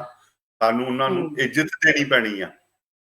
ਹਰ ਇੱਕ ਬੰਦਾ, ਇਨਸਾਨ ਇੱਜ਼ਤ ਭਾਲਦਾ, ਚਾਹੇ ਉਹ ਜਿੰਨਾ ਮਰਜ਼ੀ ਗਰੀਬ ਹੋਵੇ, ਜਿੰਨਾ ਮਰਜ਼ੀ ਉਹ ਥੱਲੇ ਵਿਚਾਰਾ ਪੜ੍ਹਿਆ ਨਾ ਹੋਵੇ, ਪਰ ਉਹ ਇੱਜ਼ਤ ਭਾਲਦਾ। ਉਹਨਾਂ ਨੂੰ ਇੱਜ਼ਤ ਦੇਵੋ, ਉਹਨਾਂ ਨੂੰ ਨਾਲ ਬਿਠਾਵੋ, ਤੇ ਸਾਡਾ ਆਪੀ ਪੰਜਾਬ ਦੀ ਪੰਜਾਬੀ ਬੋਲੀ ਵਧੂਗੀ ਅੱਗੇ ਜੀ। ਬਿਲਕੁਲ ਬਿਲਕੁਲ, ਤੁਸੀਂ ਇਹ ਗੱਲ ਠੀਕ ਕਹਿ ਰਹੇ ਹੋ ਕਿ ਉਹਦੇ ਚ ਹਾਂਜੀ ਕਰੋ। ਜਦੋਂ ਅਸੀਂ ਉਹਨਾਂ ਨੂੰ ਦੁਰਪਰੇ ਕਰਦੇ ਆ, ਉਹਨਾਂ ਨੂੰ ਦੁਤਕਾਰਦੇ ਆ, ਅਸੀਂ ਉਹਨਾਂ ਨੂੰ ਬਣਦਾ ਉਹਨਾਂ ਦਾ ਸਤਿਕਾਰ ਨਹੀਂ ਦੇ ਰਹੇ, ਹਰ ਚੀਜ਼ ਦੇ ਵਿੱਚ ਅਸੀਂ ਉਹਨਾਂ ਨੂੰ ਡੀਗ੍ਰੇਡ ਕਰਦੇ ਆ, ਤੇ ਉੱਥੇ ਤਾਂ ਜਾਣਗੇ ਜਿੱਥੇ ਉਹਨਾਂ ਨੂੰ ਸਤਿਕਾਰ ਮਿਲੇਗਾ, ਪਿਆਰ ਮਿਲੇਗਾ, ਆਟੋਮੈਟਿਕਲੀ ਹੈ ਇਹ। ਉਹ ਫਿਰ ਚਾਹੇ ਉਹਨਾਂ ਨੂੰ ਕ੍ਰਿਸਚਨ ਬਣਾਉਣ, ਚਾਹੇ ਕੁਝ ਬਣਾਉਣ, ਫਿਰ ਧਰਮ ਦੀ ਆੜ ਵਿੱਚ ਤਾਂ ਬੰਦਾ ਜਲਦੀ ਬਦਲ ਜਾਂਦਾ ਇੱਕ ਦੂਸਰੇ ਦੇ ਉਹਦੇ ਵਿੱਚ। ਔਰ ਅਸੀਂ ਕੀ ਕਰਦੇ ਹਾਂ ਦੇਖੋ ਤੁਸੀਂ, ਅਸੀਂ ਅੱਜ ਲੰਗਰਾਂ 'ਚ ਵੀ ਫਰਕ ਕਰਦੇ ਹਾਂ। ਜਿਹੜਾ ਲੰਗਰ 20 ਰੁਪਏ ਦੇ ਨਾਲ ਗੁਰੂ ਨਾਨਕ ਦੇਵ ਜੀ ਨੇ ਗਰੀਬਾਂ ਦੇ ਲਈ ਚਲਾਇਆ, ਬੇਸਹਾਰਾ ਲੋਕਾਂ ਲਈ, ਜਿੰਨਾ ਅਨਾਥ ਲੋਕਾਂ ਦੇ ਲਈ ਚਲਾਇਆ, ਇੱਕ ਕਤਾਰ 'ਚ ਬੈਠ ਕੇ ਲੰਗਰ ਚਲਾਉਣ ਦਾ ਮਕਸਦ ਕੀ ਸੀ ਉਹਨਾਂ ਦਾ? ਜਿੱਥੇ ਕੋਈ ਉੱਚਾ ਨਾ ਹੋਵੇ, ਨੀਵਾਂ ਨਾ ਹੋਵੇ, ਜਾਤ ਪਾਤ ਦਾ ਵਿਤਕਰਾ ਖਤਮ ਕਰਨ ਲਈ ਉਹਨਾਂ ਨੇ ਇਹ ਰਸਮਾਂ ਚਲਾਈਆਂ, ਇਹ ਸਾਰਾ ਕੁਝ ਚਲਾਇਆ। ਪਰ ਅਸੀਂ ਤਾਂ ਇਹਨਾਂ ਤੋਂ ਬਹੁਤ ਦੂਰ ਹਾਂ ਗਰੇਵਾਲ ਸਾਹਿਬ। ਅਸੀਂ ਇਹਨਾਂ ਨੂੰ ਇੱਕ ਰਸਮਾਂ ਸਮਝ ਕੇ ਬੈਠੇ ਹੋਏ ਹਾਂ, ਪ੍ਰੈਕਟੀਕਲ ਤਾਂ ਅਸੀਂ ਲੈ ਹੀ ਨਹੀਂ ਰਹੇ ਇਹਨਾਂ ਚੀਜ਼ਾਂ ਨੂੰ। ਜਿੱਦਾਂ ਤੁਸੀਂ ਹੁਣੇ ਥੋੜੀ ਦੇਰ ਪਹਿਲੇ ਕਿਹਾ ਸੀ, ਅੰਗਰੇਜ਼ ਦੀ ਗੱਲ ਸੁਣਾਈ, ਵਾਕਈ ਸਹੀ ਗੱਲ ਆ। ਇਹ ਜਿਹੜੇ ਲੋਕ ਨੇ ਜਿਨ੍ਹਾਂ ਦੇ ਤੁਸੀਂ ਦੇਸ਼ਾਂ 'ਚ ਰਹਿੰਦੇ ਹੋ, ਪ੍ਰੈਕਟੀਕਲ ਨੇ, ਉਹ ਪਹਿਲਾਂ ਹਰ ਚੀਜ਼ ਦੀ ਗਹਿਰਾਈ ਤੱਕ ਜਾਂਦੇ ਨੇ। ਵਾਕਈ ਅਸੀਂ ਲੋਕ ਭੇਡ ਚਾਲ ਚੱਲਦੇ ਆ। ਉਹ ਫਲਾਣੇ ਬਾਬੇ ਦੇ ਪੈਰੀ ਹੱਥ ਲਾਤੇ, ਮੈਂ ਉਹ ਬਾਬੇ ਦੇ ਜਾਣ ਲੱਗੀ ਸੀ, ਉੱਥੋਂ ਮੇਰੇ ਆਹ ਕੰਮ ਹੋ ਗਏ, ਜੇਪਾਲ ਤੂੰ ਵੀ ਚੱਲ, ਅੱਛਾ ਜੀ ਲੈ ਚਲੋ, ਮੈਂ ਤਾਂ ਚੱਲੀ, ਆਓ ਚੱਕੀ ਚਾਬੀ ਗੱਡੀ ਬੈਠੋ। ਤੁਹਾਡੇ ਕਾਦੀਆਂ ਪਿੰਡ ਆ ਜਿੱਥੇ ਇਹ ਇੱਕ ਮੁਸਲਮਾਨਾਂ ਦਾ ਭਾਈਚਾਰਾ, ਜਿਨ੍ਹਾਂ ਦਾ ਹੈਡ ਮੱਕੇ ਨਹੀਂ ਜਾ ਸਕਦੇ, ਉੱਥੇ ਆਉਂਦੇ ਨੇ ਉਹ ਕਾਦੀਆਂ ਆਉਂਦੇ ਨੇ ਨਾ, ਮੈਂ ਗਲਤ ਨਾ ਹੋਵਾਂ, ਕਾਦੀਆਂ ਹੁੰਦੇ ਨੇ ਨਾ ਉੱਥੇ। ਇੱਕ 100% ਸ਼ੋਰ ਨਹੀਂ ਹੈ, ਪਰ ਮੈਂ ਸੁਣਿਆ ਜ਼ਰੂਰ ਹੋਇਆ, ਛੋਟਾ ਮੱਕਾ ਕਹਿੰਦੇ ਆ ਉਹਨੂੰ। ਕਾਦੀਆਂ ਪਿੰਡ ਹੀ ਆ। ਹਾਂਜੀ, ਉਹਨੂੰ ਛੋਟਾ ਮੱਕਾ ਕਹਿੰਦੇ ਆ। ਆਹੋ ਚਲੋ, ਹਾਂ ਛੋਟਾ ਮੱਕਾ ਕਹਿ ਲਓ, ਵੱਡਾ ਮੱਕਾ, ਹਾਂਜੀ ਕੁਛ ਵੀ ਆ ਹਾਂ ਉੱਥੇ ਕੁਛ ਇਹ ਮੰਨਦੇ ਆ ਏਦਾਂ, ਹਾਂ। ਹਾਂਜੀ ਉਹ ਉੱਥੇ ਚਲੋ ਐਨੀਵੇ ਉਹ ਹਾਂਜੀ ਉੱਥੇ ਇੱਕ ਗੋਰਾ ਗੋਰੀ ਰਹਿੰਦੇ ਸੀ, ਆ ਗਏ ਉੱਥੋਂ, ਆਸਟ੍ਰੇਲੀਅਨ ਨੇ, ਉਹ ਪਤਾ ਨਹੀਂ ਚਲੇ ਗਏ ਅੱਛਾ ਹੋਣਗੇ ਜੀ, ਵਾਪਸ।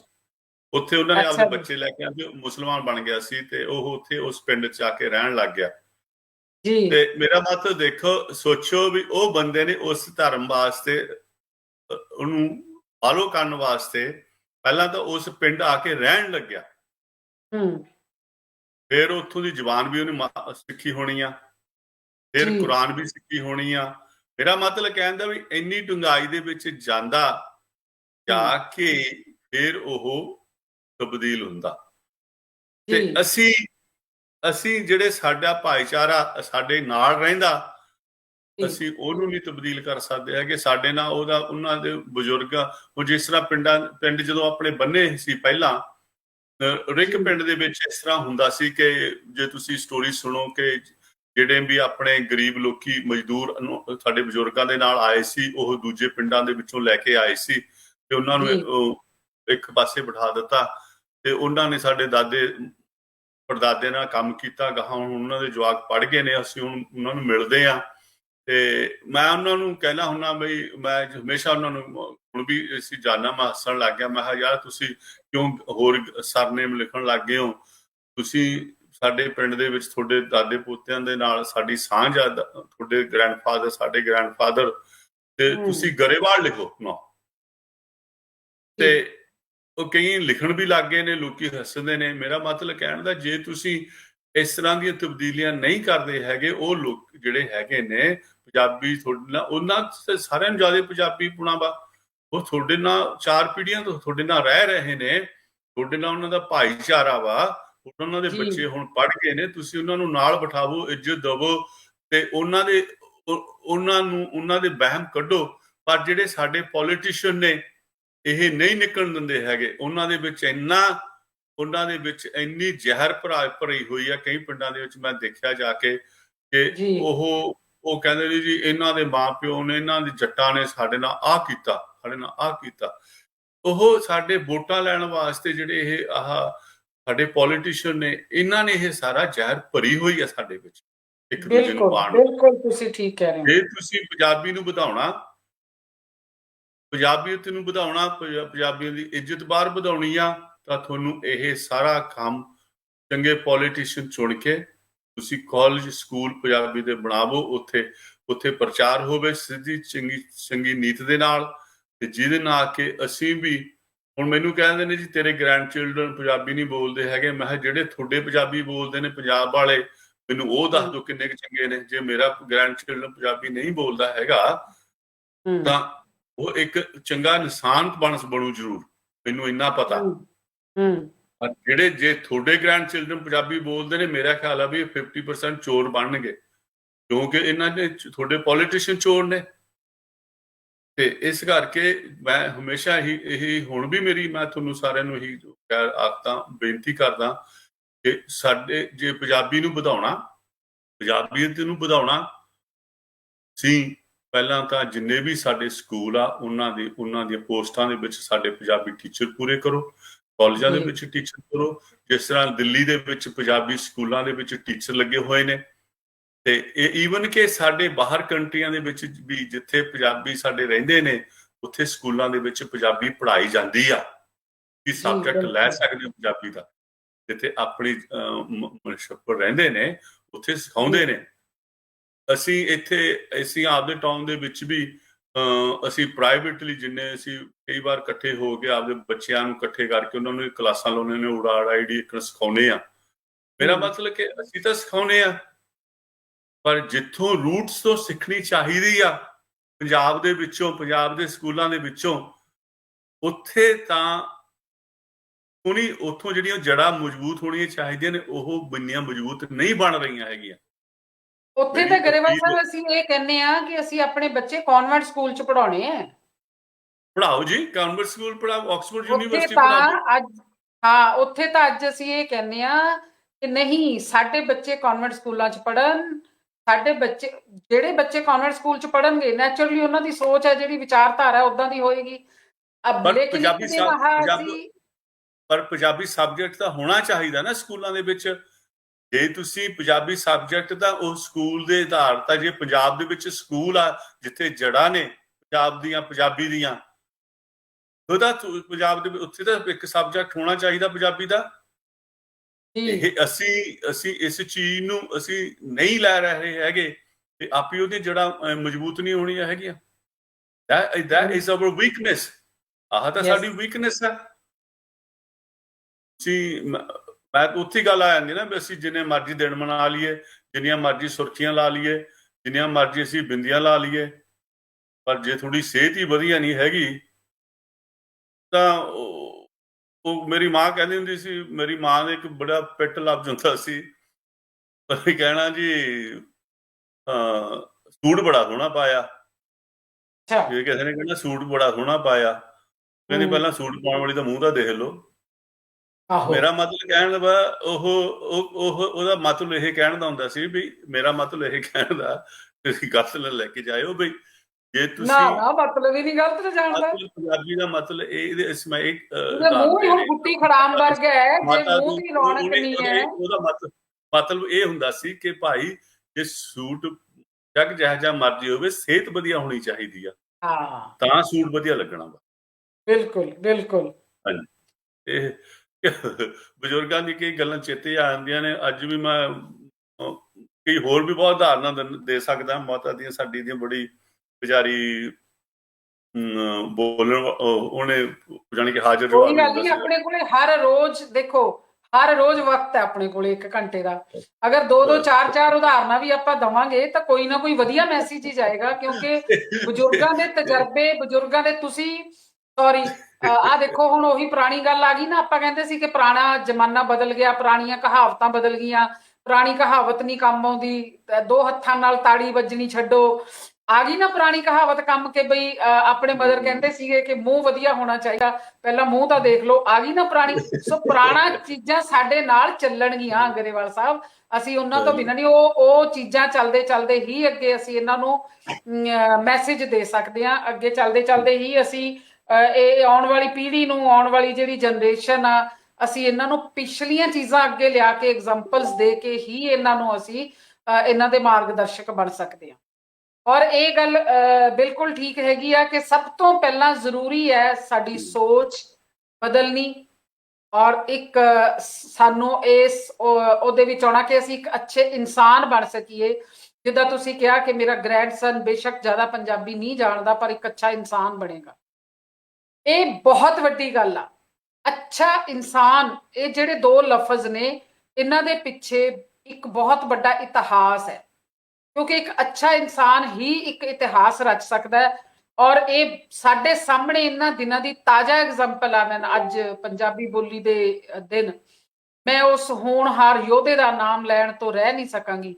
ਸਾਡੇ ਸਾਹਮਣੇ ਉਦਾਹਰਨ ਹੈ ਦੀਪ ਸਿੱਧੂ, ਜਿਹੜਾ ਬਾਹਰ ਦੀਆਂ ਯੂਨੀਵਰਸਿਟੀਆਂ ਦੇ ਵਿੱਚ ਪੜ੍ਹ ਕੇ ਆ ਕੇ, ਜਿਹਨੇ ਇੰਨੀ ਉੱਚੀ ਵਿੱਦਿਆ ਹਾਸਲ ਕਰਕੇ ਹਰ ਗੱਲ ਪੰਜਾਬੀ 'ਚ, ਜਿਸਨੇ ਹਰ ਭਾਸ਼ਣ ਪੰਜਾਬੀ 'ਚ ਦਿੱਤੇ, ਜਿਸਨੇ ਪੰਜਾਬ ਦੇ ਵਿੱਚ ਆ ਕੇ ਪੰਜਾਬੀ ਨੂੰ, ਪੰਜਾਬੀਅਤ ਨੂੰ, ਪੰਜਾਬ ਨੂੰ ਆਪਣਾ ਜਜ਼ਬਾ ਜ਼ਾਹਰ ਕੀਤਾ, ਦੱਸਿਆ ਕਿ ਮੈਂ ਕਿੱਥੋਂ ਤੱਕ ਆਪਣੇ ਪੰਜਾਬ ਨੂੰ ਪਿਆਰ ਕਰਦਾ। ਬੋਲ ਕੇ ਨਹੀਂ ਦੱਸਣ ਦੀ ਲੋੜ, ਮੈਂ ਪਿਆਰ ਕਰਦਾ, I love you, love you, love you. Love you ਸ਼ਬਦ ਯੂ ਜਿਹੜੇ ਨੇ ਨਾ, ਇਹ ਤਾਂ ਲਫ਼ਜ਼ ਬਸ ਐਵੇਂ ਇੱਕ ਉਹ ਹੈਗੇ ਨੇ ਗਰੇਵਾਲ ਸਾਹਿਬ ਕਿ ਵੀ ਡਰਾਮਾ ਨੇ। ਇਹ ਜ਼ਾਹਰ ਕਰਨਾ ਪੈਂਦਾ ਹੈ, ਅਹਿਸਾਸ ਕਰਾਉਣਾ ਪੈਂਦਾ ਹੈ, ਪ੍ਰੈਕਟੀਕਲ ਹੋਣਾ ਪੈਂਦਾ ਹੈ। ਵਰਨਾ ਇਹ ਇੱਕ ਗੋਰਿਆਂ ਕੋਲੋਂ ਅਸੀਂ ਜਿਹੜੇ 4 ਕੁ ਲਫ਼ਜ਼ ਤੁਹਾਡੇ ਦੇਸ਼ ਦੇ ਲੋਕਾਂ ਤੋਂ ਸਿੱਖ ਲਏ ਨਾ, thank you, sorry, love you, best of luck, all the best, ਇਹ ਡਰਾਮੇ ਨੇ ਸਾਰੇ। ਇਹ ਸਾਡੀ ਮਾਂ ਬੋਲੀ ਪੰਜਾਬੀ 'ਚ ਨਹੀਂ ਹੈਗੇ। ਸਾਡੀ ਮਾਂ ਬੋਲੀ ਪੰਜਾਬੀ ਦੇ ਵਿੱਚ ਜੇ ਕੋਈ ਗੱਲ ਚੰਗੀ ਲੱਗਦੀ ਹੈ ਨਾ, ਤੇ ਉਹਦੇ ਦਿਲੋਂ, ਅੰਦਰੋਂ, ਧੁਰ ਅੰਦਰੋਂ ਉਹਦੇ ਅਸੀਸ ਨਿਕਲਦੀ ਆ। ਮਾਂ ਬੋਲੀ ਸਾਡੀ ਅੰਦਰੋਂ ਉਮੜ ਕੇ ਬਾਹਰ ਆਉਂਦੀ ਆ। ਜੁਗ ਜੁਗ ਜਿਉਂ ਬੱਚਾ, ਜਿਉਂਦਾ ਰਹਿ, ਪਰਮਾਤਮਾ ਤੇਰੀ ਉਮਰ ਲੰਬੀ ਕਰੇ, ਤੇਰੀ ਚੜ੍ਹਦੀ ਕਲਾ ਹੋਵੇ। ਕਿੱਥੇ ਕਹਿ ਦੋ ਬੈਸਟ ਆਫ ਲੱਕ, ਇੱਕ ਪਾਸੇ ਤੁਸੀਂ ਆਪਣੀ ਬੈਸਟ ਆਫ ਲੱਕ ਰੱਖ ਲਓ, ਆਲ ਦੀ ਬੈਸਟ ਰੱਖ ਲਓ, ਤੇ ਦੂਸਰੇ ਪਾਸੇ ਆ ਰੱਖ ਲਓ। ਸੋ ਗਰੇਵਾਲ ਸਾਹਿਬ, ਗੱਲਾਂ ਵਾਕਈ ਤੁਸੀਂ ਜਿਹੜੀਆਂ ਕਰਦੇ ਹੋ, ਇਹਨਾਂ ਨੂੰ ਬਹੁਤ ਪ੍ਰੈਕਟੀਕਲ ਰੂਪ ਦੇਣ ਦੀ ਜ਼ਰੂਰਤ ਹੈਗੀ ਆ। ਸਾਨੂੰ ਬਹੁਤ ਜ਼ਰੂਰਤ ਆ ਕਈ ਵਾਰੀ ਹੁੰਦਾ ਹੈ, ਗੱਲ ਤਾਂ ਉਹ ਮੈਂ ਹਾਸੋਹੀਣੀ ਜੀ ਕਰ ਜਾਂਦੀ ਹੁੰਨੀ ਆ, ਕਈ ਵਾਰੀ ਗਰਾਰੀ ਵੀ ਅੜ ਜਾਂਦੀ ਹੈ, ਅੰਗਰੇਜ਼ੀ ਦੇ ਇਹੋ ਜਿਹੇ ਲਫ਼ਜ਼ ਹੁੰਦੇ ਨੇ। ਇੱਕ ਸਾਡੇ ਆਹ ਰੰਗ FM ਦੀ ਟੀਮ, ਜਦੋਂ ਤੁਸੀਂ ਆਉਂਦੇ ਹੋ ਤੁਹਾਡੇ ਸਤਿਕਾਰ ਦੇ ਵਿੱਚ ਐਡਾ ਔਖਾ ਜਿਹਾ ਲਫ਼ਜ਼ ਲਿਖ ਦਿੰਦੀ ਆ, ਮੈਂ ਸੋਚਾਂ 'ਚ ਪੈ ਜਾਂਦੀ, ਇਹਨੂੰ ਪੜਾਂਗੀ ਮੈਂ ਬਈ ਇਹ ਤਾਂ ਗਰੇਵਾਲ ਸਾਹਿਬ ਦਾ ਐਡਾ ਵਾਰਮ ਵੈਲਕਮ ਹੋ ਰਿਹਾ ਹੈ। ਪਤਾ ਨਹੀਂ ਕੀ ਮੈਂ ਉਹ ਦੂਜਾ ਗ੍ਰੇਸ਼ੀਅਸ ਸਮਝ ਕੇ ਬੈਠ ਜਾਂਦੀ ਆ ਬਰਫ ਵਾਲਾ, ਵੀ ਪਤਾ ਨਹੀਂ ਇਹ ਉਹਦੇ ਬਾਰੇ ਲਿਖਿਆ ਹੋਇਆ। ਸੋ ਉਹਨਾਂ ਨੂੰ ਇਸ ਕਰਕੇ ਲਿਖਣਾ ਪੈਂਦਾ ਹੈ। ਨਹੀਂ, ਉਹ ਸਾਡੀ ਵੀ ਮਜਬੂਰੀ ਹੈ ਗਰੇਵਾਲ ਸਾਹਿਬ, ਸਾਨੂੰ ਇਸ ਕਰਕੇ ਲਿਖਣਾ ਪੈਂਦਾ ਹੈ ਕਿ ਤੁਸੀਂ 50-50 ਭਾਵੇਂ ਅੰਦਰੋਂ ਸਾਰੇ ਹੀ ਪੰਜਾਬੀ ਹੋ, ਪਰ ਬੈਠੇ ਤਾਂ ਤੁਸੀਂ ਅੰਗਰੇਜ਼ਾਂ ਵਿੱਚ ਹੋ ਨਾ। ਇਸ ਕਰਕੇ ਸਾਨੂੰ ਅੰਗਰੇਜ਼ੀ ਵਿੱਚ ਤੁਹਾਡਾ ਜਿਹੜਾ ਵੈਲਕਮ ਕਰਨਾ ਹੈ ਨਾ, ਉਹ ਵੀ ਸਾਡਾ ਇੱਕ ਫਰਜ਼ ਬਣਦਾ ਹੈ। ਉਹ ਅਸੀਂ ਆਪਣਾ ਫਰਜ਼ ਨਿਭਾਉਣ ਦੇ ਲਈ ਕਰਦੇ ਹਾਂ। ਪਰ ਵੈਸੇ ਮੈਂ ਤਾਂ ਤੁਹਾਨੂੰ ਆਪਣੇ ਤੇਜਪਾਲ ਜੀ, ਜੈਪਾਲ ਜੀ, ਹਮੇਸ਼ਾ ਇਹੀ ਕਹਿਣਾ ਹੁੰਨਾ, ਪੰਜਾਬੀ ਬੋਲੋ। ਕੋਈ ਆਪਦੀ ਬੋਲੀ ਬੋਲਣ ਦੇ ਵਿੱਚ ਝਿਜਕਣਾ ਨਹੀਂ ਚਾਹੀਦਾ, ਪਰ ਦੂਜੀਆਂ ਬੋਲੀਆਂ ਵੀ ਜ਼ਰੂਰ ਸਿੱਖੋ, ਉਹ ਵੀ ਸਿੱਖੋ ਤੇ ਆਪ ਦੀ ਵੀ ਸਿੱਖੋ। ਜੇ ਤੁਹਾਨੂੰ ਨਹੀਂ ਆਉਂਦੀ ਤਾਂ ਸਿੱਖ ਲਓ। ਪਰ ਅਸੀਂ ਜੇ ਇੱਥੇ ਬਾਹਰ ਬੈਠੇ ਅਸੀਂ ਕੁਝ ਨਾ ਮਰਜ਼ੀ ਕੁਛ ਕਰੀ ਜਾਈਏ, ਜਿਸ ਚੀਜ਼ ਦੀ ਰੂਟਸ ਨਹੀਂ ਸਟਰੋਂਗ ਹੈਗੀਆਂ, ਜਿਸ ਚੀਜ਼ ਦੇ ਕੰਧ ਜਦੋਂ ਬਣਦੀ ਆ ਉਹਦੀ ਜੇ ਨਿਉ ਨਹੀਂ ਚੰਗੀ ਤਰ੍ਹਾਂ ਭਰੀ ਹੈਗੀ, ਉਹ ਕੰਧ ਨਹੀਂ ਰਹਿ ਸਕਦੀ ਉੱਤੇ। ਬਿਲਕੁਲ, ਤੁਸੀਂ 100% ਇਹ ਗੱਲ ਸਹੀ। ਸਾਡੇ ਬੱਚੇ, ਜੇ ਸਾਡੇ ਬੱਚਿਆਂ ਦੇ ਵਾਸਤੇ ਪਿੰਡਾਂ ਦੇ ਵਿੱਚ, ਸ਼ਹਿਰ ਦੇ ਵਿੱਚ, ਜੇ ਪੰਜਾਬ ਦੇ ਵਿੱਚ ਵਧੀਆ ਸਕੂਲ ਬਣਾਏ ਹੁੰਦੇ, ਜਦੋਂ ਬੱਚਾ ਵੱਡਾ ਹੁੰਦਾ, ਜਦੋਂ ਅਸੀਂ ਆਪਦੇ ਬੱਚਿਆਂ ਨੂੰ ਟ੍ਰੇਨ ਭੇਜਦੇ ਹਾਂ ਬੋਲੀ ਸਿੱਖਣ ਵਾਸਤੇ, ਸਾਲ ਲਾਉਂਦਾ ਉੱਥੇ ਆਪਣੇ ਐਕਸਚੇਂਜ ਕਰੀਦੇ ਨੇ ਸਟੂਡੈਂਟਸ, ਅਸੀਂ ਪੰਜਾਬ ਦੇ ਨਾ ਕਰਦੇ। ਪੰਜਾਬ ਦੇ ਬੱਚੇ ਸਾਡੇ ਕੋਲ ਆਉਂਦੇ, ਸਾਡੇ ਬੱਚੇ ਪੰਜਾਬ ਜਾਂਦੇ, ਸਾਲ ਰਹਿ ਕੇ ਆਉਂਦੇ ਉੱਥੇ, ਨਾਲੇ ਉਹ ਪੰਜਾਬੀ ਬੋਲੀ ਸਿੱਖਦੇ, ਨਾਲੇ ਪੰਜਾਬ ਨੂੰ ਸਿੱਖਦੇ ਤੇ ਨਾਲੇ ਪੰਜਾਬ ਨਾਲ ਮੋਹ ਪੈਂਦਾ ਉਹਨਾਂ ਦਾ, ਆਪਣੀ ਧਰਤੀ ਪੰਜਾਬ ਨਾਲ ਮੋਹ ਪੈਂਦਾ। ਸਾਨੂੰ ਬਲੇਮ ਨਾ ਦਵੋ ਕਿ ਤੁਹਾਡੇ ਪੰਜਾਬੀ ਬੱਚੇ ਨਹੀਂ ਬੋਲਦੇ ਹੈਗੇ ਜੀ, ਤੁਸੀਂ ਆਪ ਦਾ ਵੀ ਰੱਖੋ ਕਿ ਤੁਸੀਂ ਸਾਡੇ ਵਾਸਤੇ ਕੀਤਾ ਕੀ ਆ। ਬਿਲਕੁਲ ਬਿਲਕੁਲ। ਅੱਧਿਆਂ ਤੇ NRIਆਂ ਦੀਆਂ ਜ਼ਮੀਨਾਂ ਤੁਸੀਂ ਦੱਬ ਲੀਆਂ। ਬਿਲਕੁਲ। ਕੋਈ ਜਿਹੜਾ NRI ਆ, ਤੁਸੀਂ ਉਹਨਾਂ ਦੀ ਜੇਬਾਂ ਕੱਟਣ ਲੱਗ ਗਏ ਹੋ। ਜੇ ਉਹਨੇ ਮਾੜਾ ਜਿਹੀ ਕੋਈ ਗੱਲ ਬੋਲਣ ਲੱਗਿਆ ਤਾਂ ਉਹਨੂੰ ਤੁਸੀਂ ਚੱਕ ਕੇ ਜੇਲ੍ਹ 'ਚ ਛੱਡ ਦਿੱਤਾ, ਉਹਦੇ ਤੇ ਝੂਠੇ ਪਰਚੇ ਬਣਾ ਕੇ ਨਠਾਇਆ ਵਿਚਾਰਾ। ਤੇ ਇਸ ਕਰਕੇ ਇਹ ਜੇ ਤੁਸੀਂ ਕਰਨੀ ਆ, ਪਹਿਲਾਂ ਪੰਜਾਬੀਓ ਜਿਹੜੇ ਤੁਹਾਡੇ ਸਕੂਲ ਆ ਉੱਥੇ ਸਾਰੇ ਸਕੂਲਾਂ ਦੇ ਵਿੱਚ ਟੀਚਰ ਰਖਾਵੋ। ਤੁਹਾਡਾ ਫਰਜ਼ ਬਣਦਾ, ਉਹ ਤੁਸੀਂ ਤਾਂ ਰਖਾ ਸਕਦੇ ਹੋ ਜੇ ਤੁਸੀਂ ਉੱਥੇ ਚੰਗੀ ਗਵਰਨਮੈਂਟ, ਤੁਸੀਂ ਵੋਟਾਂ ਪਾ ਕੇ ਦੀਆਂ ਪਾਈਆਂ ਨੇ, ਚੰਗੇ ਥਾਂ ਤੇ ਪਾਈਆਂ ਹੋਣਗੀਆਂ। ਜੇ ਸਾਡੇ ਬੱਚੇ ਅੱਜ ਇੰਗਲਿਸ਼ ਬੋਲਦੇ ਨੇ, ਸਾਡੇ ਗ੍ਰੈਂਡ ਚਿਲਡਰਨ ਪੰਜਾਬੀ ਭੁੱਲ ਗਏ ਨੇ, ਤੁਹਾਡਾ ਉਨਾ ਹੀ ਕਸੂਰ ਆ, ਸਾਡੇ ਨਾਲੋਂ ਜ਼ਿਆਦਾ ਕਸੂਰ ਤੁਹਾਡਾ। ਸਾਡਾ ਬਲੇਮ ਨਹੀਂ ਹੈਗਾ, ਅਸੀਂ ਤਾਂ ਆਪਦੀ ਕੋਸ਼ਿਸ਼ ਰੱਖੀ ਆ ਪੂਰੀ। ਅਸੀਂ ਪੰਜਾਬ ਵੀ ਆਉਂਦੇ ਰਹੇ ਹਾਂ, ਅਸੀਂ ਪੰਜਾਬੀਅਤ ਵੀ ਕਰਦੇ ਰਹੇ ਹਾਂ, ਅਸੀਂ ਰੌਲਾ ਵੀ ਪਾਉਂਦੇ ਰਹੇ ਹਾਂ, ਪਰ ਤੁਸੀਂ ਉੱਥੇ ਜਿੱਥੇ ਸਾਡੀ ਨਿਉ ਬਣਨੀ ਸੀ ਟਿਕਣ ਨਹੀਂ ਦਿੱਤੀ। ਉਹ ਤਾਂ ਤੁਸੀਂ ਟਿਕਣ ਨਹੀਂ ਦਿੱਤੀ, ਉਹ ਤਾਂ ਕੰਧ ਬਣਾਉਣੀ ਹੋ ਉੱਤੇ, ਬਣਾਉਣੇ ਰੇਤੇ ਦੇ ਉੱਤੇ ਹੋ। ਬਿਲਕੁਲ ਕਰਕੇ ਤੇਰੀ ਅੱਜ ਵੀ ਅਰਜ਼ਾ, ਅਜੇ ਵੀ ਚੁੱਲ੍ਹਿਆਂ ਬੇਰਾਂ ਦਾ ਕੁਛ ਨਹੀਂ ਵਿਗੜਿਆ, ਅੱਜ ਵੀ ਅਰਜ਼ਾ। ਜਿੰਨੇ ਵੀ ਸਾਡੇ ਸਕੂਲ ਆ ਉੱਥੇ ਪੰਜਾਬੀ ਦੇ ਸਕੂਲ ਦਾ ਬਣਾਵੋ, ਸਟੈਂਡਰਡ ਉੱਚਾ ਹੋਵੇ। ਇੰਗਲੈਂਡ ਤੋਂ ਬੱਚੇ, ਕੈਨੇਡਾ ਤੋਂ ਬੱਚੇ, ਆਸਟ੍ਰੇਲੀਆ ਤੋਂ ਬੱਚੇ ਉੱਥੇ ਪੜ੍ਹਨ ਜਾਣ, ਸਾਲ ਐਕਸਚੇਂਜ ਹੋਣ ਬੱਚਿਆਂ ਦੇ, ਪਿੰਡਾਂ ਦੇ ਵਿੱਚ ਸਹੂਲਤਾਂ ਹੋਣ, ਕਿ ਉਹਨਾਂ ਦਾ ਸਟੈਂਡਰਡ ਸਾਡੇ ਸਕੂਲਾਂ ਦਾ ਸਟੈਂਡਰਡ ਹੋਵੇ, ਵੀ ਬੱਚੇ ਇੱਕ ਦੂਜੇ ਨਾਲ ਐਕਸਚੇਂਜ ਹੋਣਗੇ। ਤੁਹਾਡੇ ਬੱਚੇ ਇੱਥੇ ਆਉਣਗੇ ਬਾਹਰ ਵਾਸਤੇ ਦੇਖਣਗੇ, ਸਾਡੇ ਬੱਚੇ ਤੁਹਾਡੇ ਕੋਲ ਆ ਕੇ ਸਿੱਖਣਗੇ। ਬਿਲਕੁਲ ਠੀਕ ਕਹਿ ਰਹੇ ਹੋ ਗਰੇਵਾਲ ਸਾਹਿਬ, ਬਿਲਕੁਲ ਤੁਹਾਡੀ ਗੱਲ ਇਹ ਸਹੀ ਹੈਗੀ ਆ 100%, ਔਰ ਤੁਹਾਡਾ ਦਰਦ ਵੀ ਅਸੀਂ ਮਹਿਸੂਸ ਕਰਦੇ ਹਾਂ।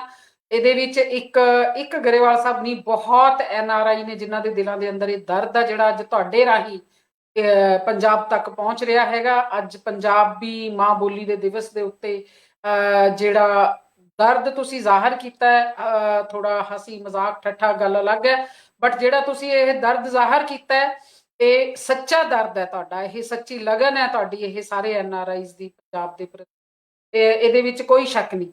ਹੁਣ ਆਪਾਂ ਟਾਈਮ ਹੋ ਚੱਲਿਆ ਜੀ, ਇਜਾਜ਼ਤ ਨਹੀਂ ਦੇ ਰਿਹਾ, ਪਰ ਅੱਜ ਆਪਾਂ ਸਰੋਤਿਆਂ ਦੇ ਮੈਸੇਜ ਥੋੜੇ ਜਿਹੇ ਜ਼ਰੂਰ ਪੜ੍ਹ ਲਈਏ। ਅਗਰ ਸਟੂਡੀਓ ਚੋਂ ਪੜ੍ਹੇ ਜਾਣਗੇ ਤਾਂ ਮੈਨੂੰ ਦੱਸ ਦਿਓ ਜੀ, ਨਹੀਂ ਤਾਂ ਫਿਰ ਇੱਧਰੋਂ ਪੜ੍ਹੀਏ। ਜੀ ਜ਼ਰੂਰ। ਇੰਨੇ ਜ਼ਿਆਦਾ ਮੈਸੇजेस ਆਏ ਨੇ ਕਿ ਕਾਫੀ ਲੰਘ ਚੁੱਕੇ ਨੇ ਜਿੱਥੋਂ ਜਿਹੜੇ ਹਾਂਜੀ ਜਿਹੜੇ ਜਿੱਥੋਂ ਵੀ ਹੈ ਮੈਂ ਉੱਥੋਂ ਹੀ ਪੜ੍ਹਨਾ ਚਾਹਾਂਗੀ। ਜਤਿੰਦਰ ਕੌਰ ਜੀ ਗੋਇਲ ਕਹਿੰਦੇ ਨੇ ਮੈਨੂੰ ਮਾਣ ਹੈ, ਮੈਨੂੰ ਪੰਜਾਬੀ ਆਉਂਦੀ ਆ। ਇਸ ਤੋਂ ਪਹਿਲਾਂ ਕਾਫੀ ਮੇਰਾ ਖਿਆਲ ਲਗਭਗ 50 ਦੇ ਕਰੀਬ ਮੈਸੇਜ ਨਿਕਲ ਚੁੱਕੇ ਨੇ। ਜੀ ਸੁਭਾਸ਼ ਪਾਰਿਸ ਕਹਿੰਦੇ ਨੇ ਜੀ ਬਹੁਤ ਖੂਬ ਗੱਲ ਕਰ ਰਹੇ ਹੋ। ਇਸੇ ਤਰ੍ਹਾਂ ਕੋਮਲ ਕੌਰ ਕਹਿੰਦੇ ਨੇ ਦਿਸ ਸ਼ੋ ਇਜ਼ ਆਲਵੇਜ਼ ਆਸਮ। ਅਨਿਮੇਸ਼ਵਰ ਜੀ ਆਏ ਨੇ, ਬਹੁਤ ਬਹੁਤ ਸ਼ੁਕਰੀਆ। ਇੰਨੀਆਂ ਖੂਬਸੂਰਤ ਗੱਲਾਂ ਰਾਹੀਂ ਇੰਨੇ ਸੁਨੇਹੇ ਦੇਣ ਲਈ ਬਹੁਤ ਬਹੁਤ ਸ਼ੁਕਰੀਆ ਜੀ। ਆਰਜੀ ਰੰਗ ਕਹਿੰਦੇ ਨੇ ਸੋ ਇੰਟਰਸਟਿੰਗ ਫੈਕਟਸ ਸਰ। ਬਹੁਤ ਵਧੀਆ ਵਿਚਾਰ ਜਤਿੰਦਰ ਕੌਰ ਬੁਆਲ। ਸਾਰੀਆਂ ਭਾਸ਼ਾਵਾਂ ਦਾ ਸਤਿਕਾਰ ਕਰਨਾ ਚਾਹੀਦਾ, ਸਿੱਖੋ ਪਰ ਆਪਣੀ ਮਾਂ ਬੋਲੀ ਨੂੰ ਨਹੀਂ ਭੁੱਲਣਾ ਚਾਹੀਦਾ। ਸ਼ਹਿਬਾਜ਼ ਖਾਨ ਆਏ ਨੇ ਜੀ, ਗਰੇਵਾਲ ਸਾਹਿਬ ਤੇ ਤੁਹਾਨੂੰ ਸਤਿਕਾਰ ਪਿਆਰ ਭੇਜ ਰਹੇ ਨੇ। ਵਿਸ਼ਾਖਾਪੁਰੀ ਆਏ ਨੇ ਜੀ, ਉਹ ਵੀ ਪਿਆਰ ਤੇ ਸਤਿਕਾਰ ਰਿਗਾਰਡਸ ਭੇਜ ਰਹੇ ਨੇ। ਕਹਿੰਦੇ ਨੇ welcome to our star guest mister Charanjit Singh Grewal ji. ਜੀ ਬਹੁਤ ਬਹੁਤ ਸ਼ੁਕਰੀਆ ਜੀ ਸਾਰਿਆਂ ਦਾ। ਜਤਿੰਦਰ ਕੌਰ ਬੁਆਲ ਕਹਿੰਦੇ ਡਰਾਇੰਗ ਰੂਮ ਹਰੇਕ ਦਾ ਸਜਿਆ ਹੁੰਦਾ ਜੀ, ਪਰ ਅਸਲ ਸਫਾਈ ਤਾਂ ਵਿਹੜੇ ਦੀ ਸਫਾਈ ਤੋਂ ਪਤਾ ਲੱਗਦਾ ਜੀ। ਦਿਖਾਵੇ ਦੀ ਜ਼ਿੰਦਗੀ ਜਿਉਂ ਰਹੇ ਹਾਂ ਅਸੀਂ। ਬਹੁਤ ਸੋਹਣੀ ਗੱਲਬਾਤ। ਮਾਨ ਨਾਗੀ ਜੀ ਆਏ ਨੇ। ਵਿਸ਼ਾਖਾਪੁਰੀ ਕਹਿੰਦੇ ਨੇ ਮੈਂ ਪੰਜਾਬੀ ਬੋਲੀ ਮੇਰੇ ਸੋਹਲੇ ਗਾਉਂਦਾ ਜੱਗ, ਮੇਰੇ ਆਪਣੇ ਹੀ ਕੁਝ ਲੋਕ ਹੁਣ ਮੈਨੂੰ ਲੈਣ ਕਿਤੇ ਨਾ ਠੱਗ, ਪੰਜਾਬੀ ਮਾਂ ਬੋਲੀ। ਤੇ ਬਹੁਤ ਸੋਹਣੀ ਗੱਲਬਾਤ ਹੋ ਰਹੀ ਹੈ ਜੀ। ਰਜਿੰਦਰ ਕੌਰ ਜੀ ਆਏ ਨੇ, ਸਤਿ ਸ਼੍ਰੀ ਅਕਾਲ ਭੇਜ ਰਹੇ ਨੇ ਸਾਰਿਆਂ ਨੂੰ। ਇਸੇ ਤਰ੍ਹਾਂ ਬੌਬੀ ਬੈਂਸ ਜੀ ਇੰਗਲੈਂਡ ਤੋਂ ਆਏ ਨੇ, ਉਹ ਵੀ ਰਿਗਾਰਡਸ ਭੇਜ ਰਹੇ ਨੇ ਗਰੇਵਾਲ ਸਾਹਿਬ ਤੇ ਤੁਹਾਨੂੰ। ਬਹੁਤ ਬਹੁਤ ਹੀ ਖੂਬਸੂਰਤ ਕਵਿਤਾ ਗਰੇਵਾਲ ਦੀਦੀ ਵੱਲੋਂ ਪੇਸ਼ ਕੀਤੀ ਜਾ ਰਹੀ ਹੈ ਜੀ। ਸਰਦਾਰ ਮੋਤਾ ਸਿੰਘ ਸਰਾਏ ਸਾਹਿਬ ਆਏ ਨੇ ਜੀ, ਬਹੁਤ ਖੁਸ਼ ਤੇ ਬਹੁਤ ਸ਼ੁਭ ਇੱਛਾਵਾਂ ਭੇਜ ਰਹੇ ਨੇ ਇੰਗਲੈਂਡ ਤੋਂ ਹੀ। ਤੇ ਲੰਬੜਦਾਰ ਸ਼ਿੰਦਾ ਵੀਰ ਹੋਰੀ ਆਏ ਨੇ, ਬਹੁਤ ਵਧੀਆ ਵਿਚਾਰ ਪੇਸ਼ ਕੀਤੇ ਜਾ ਰਹੇ ਨੇ। ਕਿਰਨ ਪੂਨੀਆ ਬਰਾੜ ਜੀ ਆਏ ਨੇ, ਸਤਿ ਸ਼੍ਰੀ ਅਕਾਲ ਵੀਰ। ਅੱਜ ਪਹਿਲੀ ਵਾਰੀ ਸ਼ੋਅ ਦੇ ਵਿੱਚ ਆਉਣ ਲਈ ਬਹੁਤ ਬਹੁਤ ਸ਼ੁਕਰੀਆ ਕਿਰਨ ਜੀ। ਅਮਨ ਪੰਗੂ ਆਏ ਨੇ, ਡਾਕਟਰ ਬਲਜੀਤ ਕੌਰ ਰਿਆੜ ਆਏ ਨੇ, ਬਹੁਤ ਬਹੁਤ ਸ਼ੁਕਰੀਆ ਜੀ ਆਉਣ ਦੇ ਲਈ। ਜਗਦੀਪ ਸਿੱਧੂ ਆਏ ਨੇ, ਬਹੁਤ ਪਿਆਰ ਸਤਿਕਾਰ ਭੇਜ ਰਹੇ ਨੇ। ਬਲਜੀਤ ਕੌਰ ਰਿਆੜ ਕਹਿ ਰਹੇ ਨੇ, ਡਾਕਟਰ ਬਲਜੀਤ ਰਿਆੜ ਕਹਿ ਰਹੇ ਨੇ ਬਿਲਕੁਲ ਕਾਦੀਆਂ। ਠੀਕ ਹੈ ਜੀ, ਤੁਸੀਂ ਜਦੋਂ ਕਾਦੀਆਂ ਦੀ ਗੱਲ ਕਰ ਰਹੇ ਸੀ, ਕਿਉਂਕਿ ਇਹ ਗੁਰਦਾਸਪੁਰ ਵੱਲੋਂ ਹੀ ਨੇ। ਤੇ ਮੈਨੂੰ ਵੀ ਯਾਦ ਕਰ ਰਹੇ ਵਿੱਚ ਨੂੰ ਕਈ ਜਣੇ। ਸੁਭਾਸ਼ ਪਾਰਿਸ ਵੀਰ ਬਹੁਤ ਪਿਆਰ ਸਤਿਕਾਰ ਭੇਜ ਰਹੇ ਨੇ ਜੀ। ਇਸੇ ਤਰ੍ਹਾਂ ਬਹੁਤ ਕੱਢ ਰਹੀ ਹਾਂ ਮੈਸੇजेस ਜੀ, ਬਹੁਤ ਨੇ। ਇਸੇ ਤਰ੍ਹਾਂ ਲਗਭਗ 100-150 ਮੈਸੇजेस ਹੁਣ ਪਤਾ ਨਹੀਂ ਕਾਫੀ ਚਲੇ ਗਏ, ਕਿਉਂਕਿ ਨਾਲ ਦੀ ਨਾਲ ਲੰਘ ਚੁੱਕੇ ਹੁੰਦੇ ਨੇ। ਜਦੋਂ ਪ੍ਰੋਗਰਾਮ ਖਤਮ ਹੁੰਦਾ ਉਦੋਂ ਸਾਰੇ ਸ਼ੋਅ ਹੋਣਗੇ। ਥੈਂਕ ਯੂ ਜੀ। ਜੀ ਬਹੁਤ ਬਹੁਤ ਸ਼ੁਕਰੀਆ ਗਰੇਵਾਲ ਸਾਹਿਬ ਤੁਹਾਡਾ। ਤੁਸੀਂ ਰੋਜ਼ ਆ ਕੇ ਜਿਹੜਾ ਇਸ ਪ੍ਰੋਗਰਾਮ ਦੇ ਜ਼ਰੀਏ ਇੱਕ ਐਸਾ ਸੰਦੇਸ਼ ਤੁਸੀਂ ਪੰਜਾਬ ਨੂੰ ਦੇਣ ਲੱਗੇ ਹੋਏ ਹੋ, ਪੰਜਾਬੀਆਂ ਨੂੰ ਦੇਣ ਲੱਗੇ ਹੋਏ ਹੋ। ਇੱਕ ਬਹੁਤ ਵੱਡਾ ਰੋਲ ਅਦਾ ਕਰ ਰਹੇ ਹੋ ਤੁਸੀਂ NRIs ਦੇ ਵੱਲੋਂ। ਤੁਹਾਡਾ ਜਿਹੜਾ ਮਕਸਦ ਹੈਗਾ, ਅਸੀਂ ਅਰਦਾਸ ਕਰਦੇ ਹਾਂ ਕਿ ਪਰਮਾਤਮਾ ਤੁਹਾਨੂੰ ਤੁਹਾਡੇ ਮਕਸਦ ਦੇ ਵਿੱਚ ਸਫਲ ਕਰਨ, ਤੇ ਜੋ ਤੁਹਾਡੇ ਸੁਪਨੇ ਨੇ ਪੰਜਾਬ ਦੇ ਪ੍ਰਤੀ ਉਹ ਪੂਰੇ ਹੋਣ। ਸਾਡੇ ਪੰਜਾਬੀਆਂ ਦੇ ਉੱਤੇ ਤੁਹਾਡੇ ਇੱਕ ਇੱਕ ਲਫ਼ਜ਼ ਦਾ ਅਸਰ ਹੋਵੇ, ਔਰ ਇੱਥੇ ਜਿਹੜਾ ਸਿਸਟਮ ਹੈਗਾ ਉਹ ਬਦਲਿਆ ਜਾਵੇ, ਔਰ ਚੜ੍ਹਦੀ ਕਲਾ ਵਿੱਚ ਰਹੋ। ਬਹੁਤ ਬਹੁਤ ਸ਼ੁਕਰੀਆ ਜੀ। ਔਰ ਦੋਸਤੋ, ਜੇ ਪੌਲ ਤੁਹਾਡੇ ਕੋਲੋਂ ਚਾਹੁੰਦੇ ਨੇ ਇਜਾਜ਼ਤ, ਕੱਲ ਫੇਰ ਅਸੀਂ ਪੇਸ਼ ਹੋਵਾਂਗੇ, ਮੈਂ ਔਰ ਚਰਨਜੀਤ ਸਿੰਘ ਗਰੇਵਾਲ। 7 ਵਜੇ ਫੇਰ ਕੁਛ ਆਰ ਦੀਆਂ ਕੁਛ ਪਾਰ ਦੀਆਂ ਲੈ ਕੇ। ਖੁਦਾ ਹਾਫਿਜ਼, ਸ਼ਬਾ ਖੈਰ, ਸਤਿ ਸ਼੍ਰੀ ਅਕਾਲ ਜੀ। रंग रंग रंग FM, रंग रंग रंग रंग FM। चुप नू भी हुण बोल मिले ने, सत्ते बूहे खोल मिले ने। हर चानण दा जाया ओ जिंदगी संग बोलूगा, हुण रंग बोलूगा।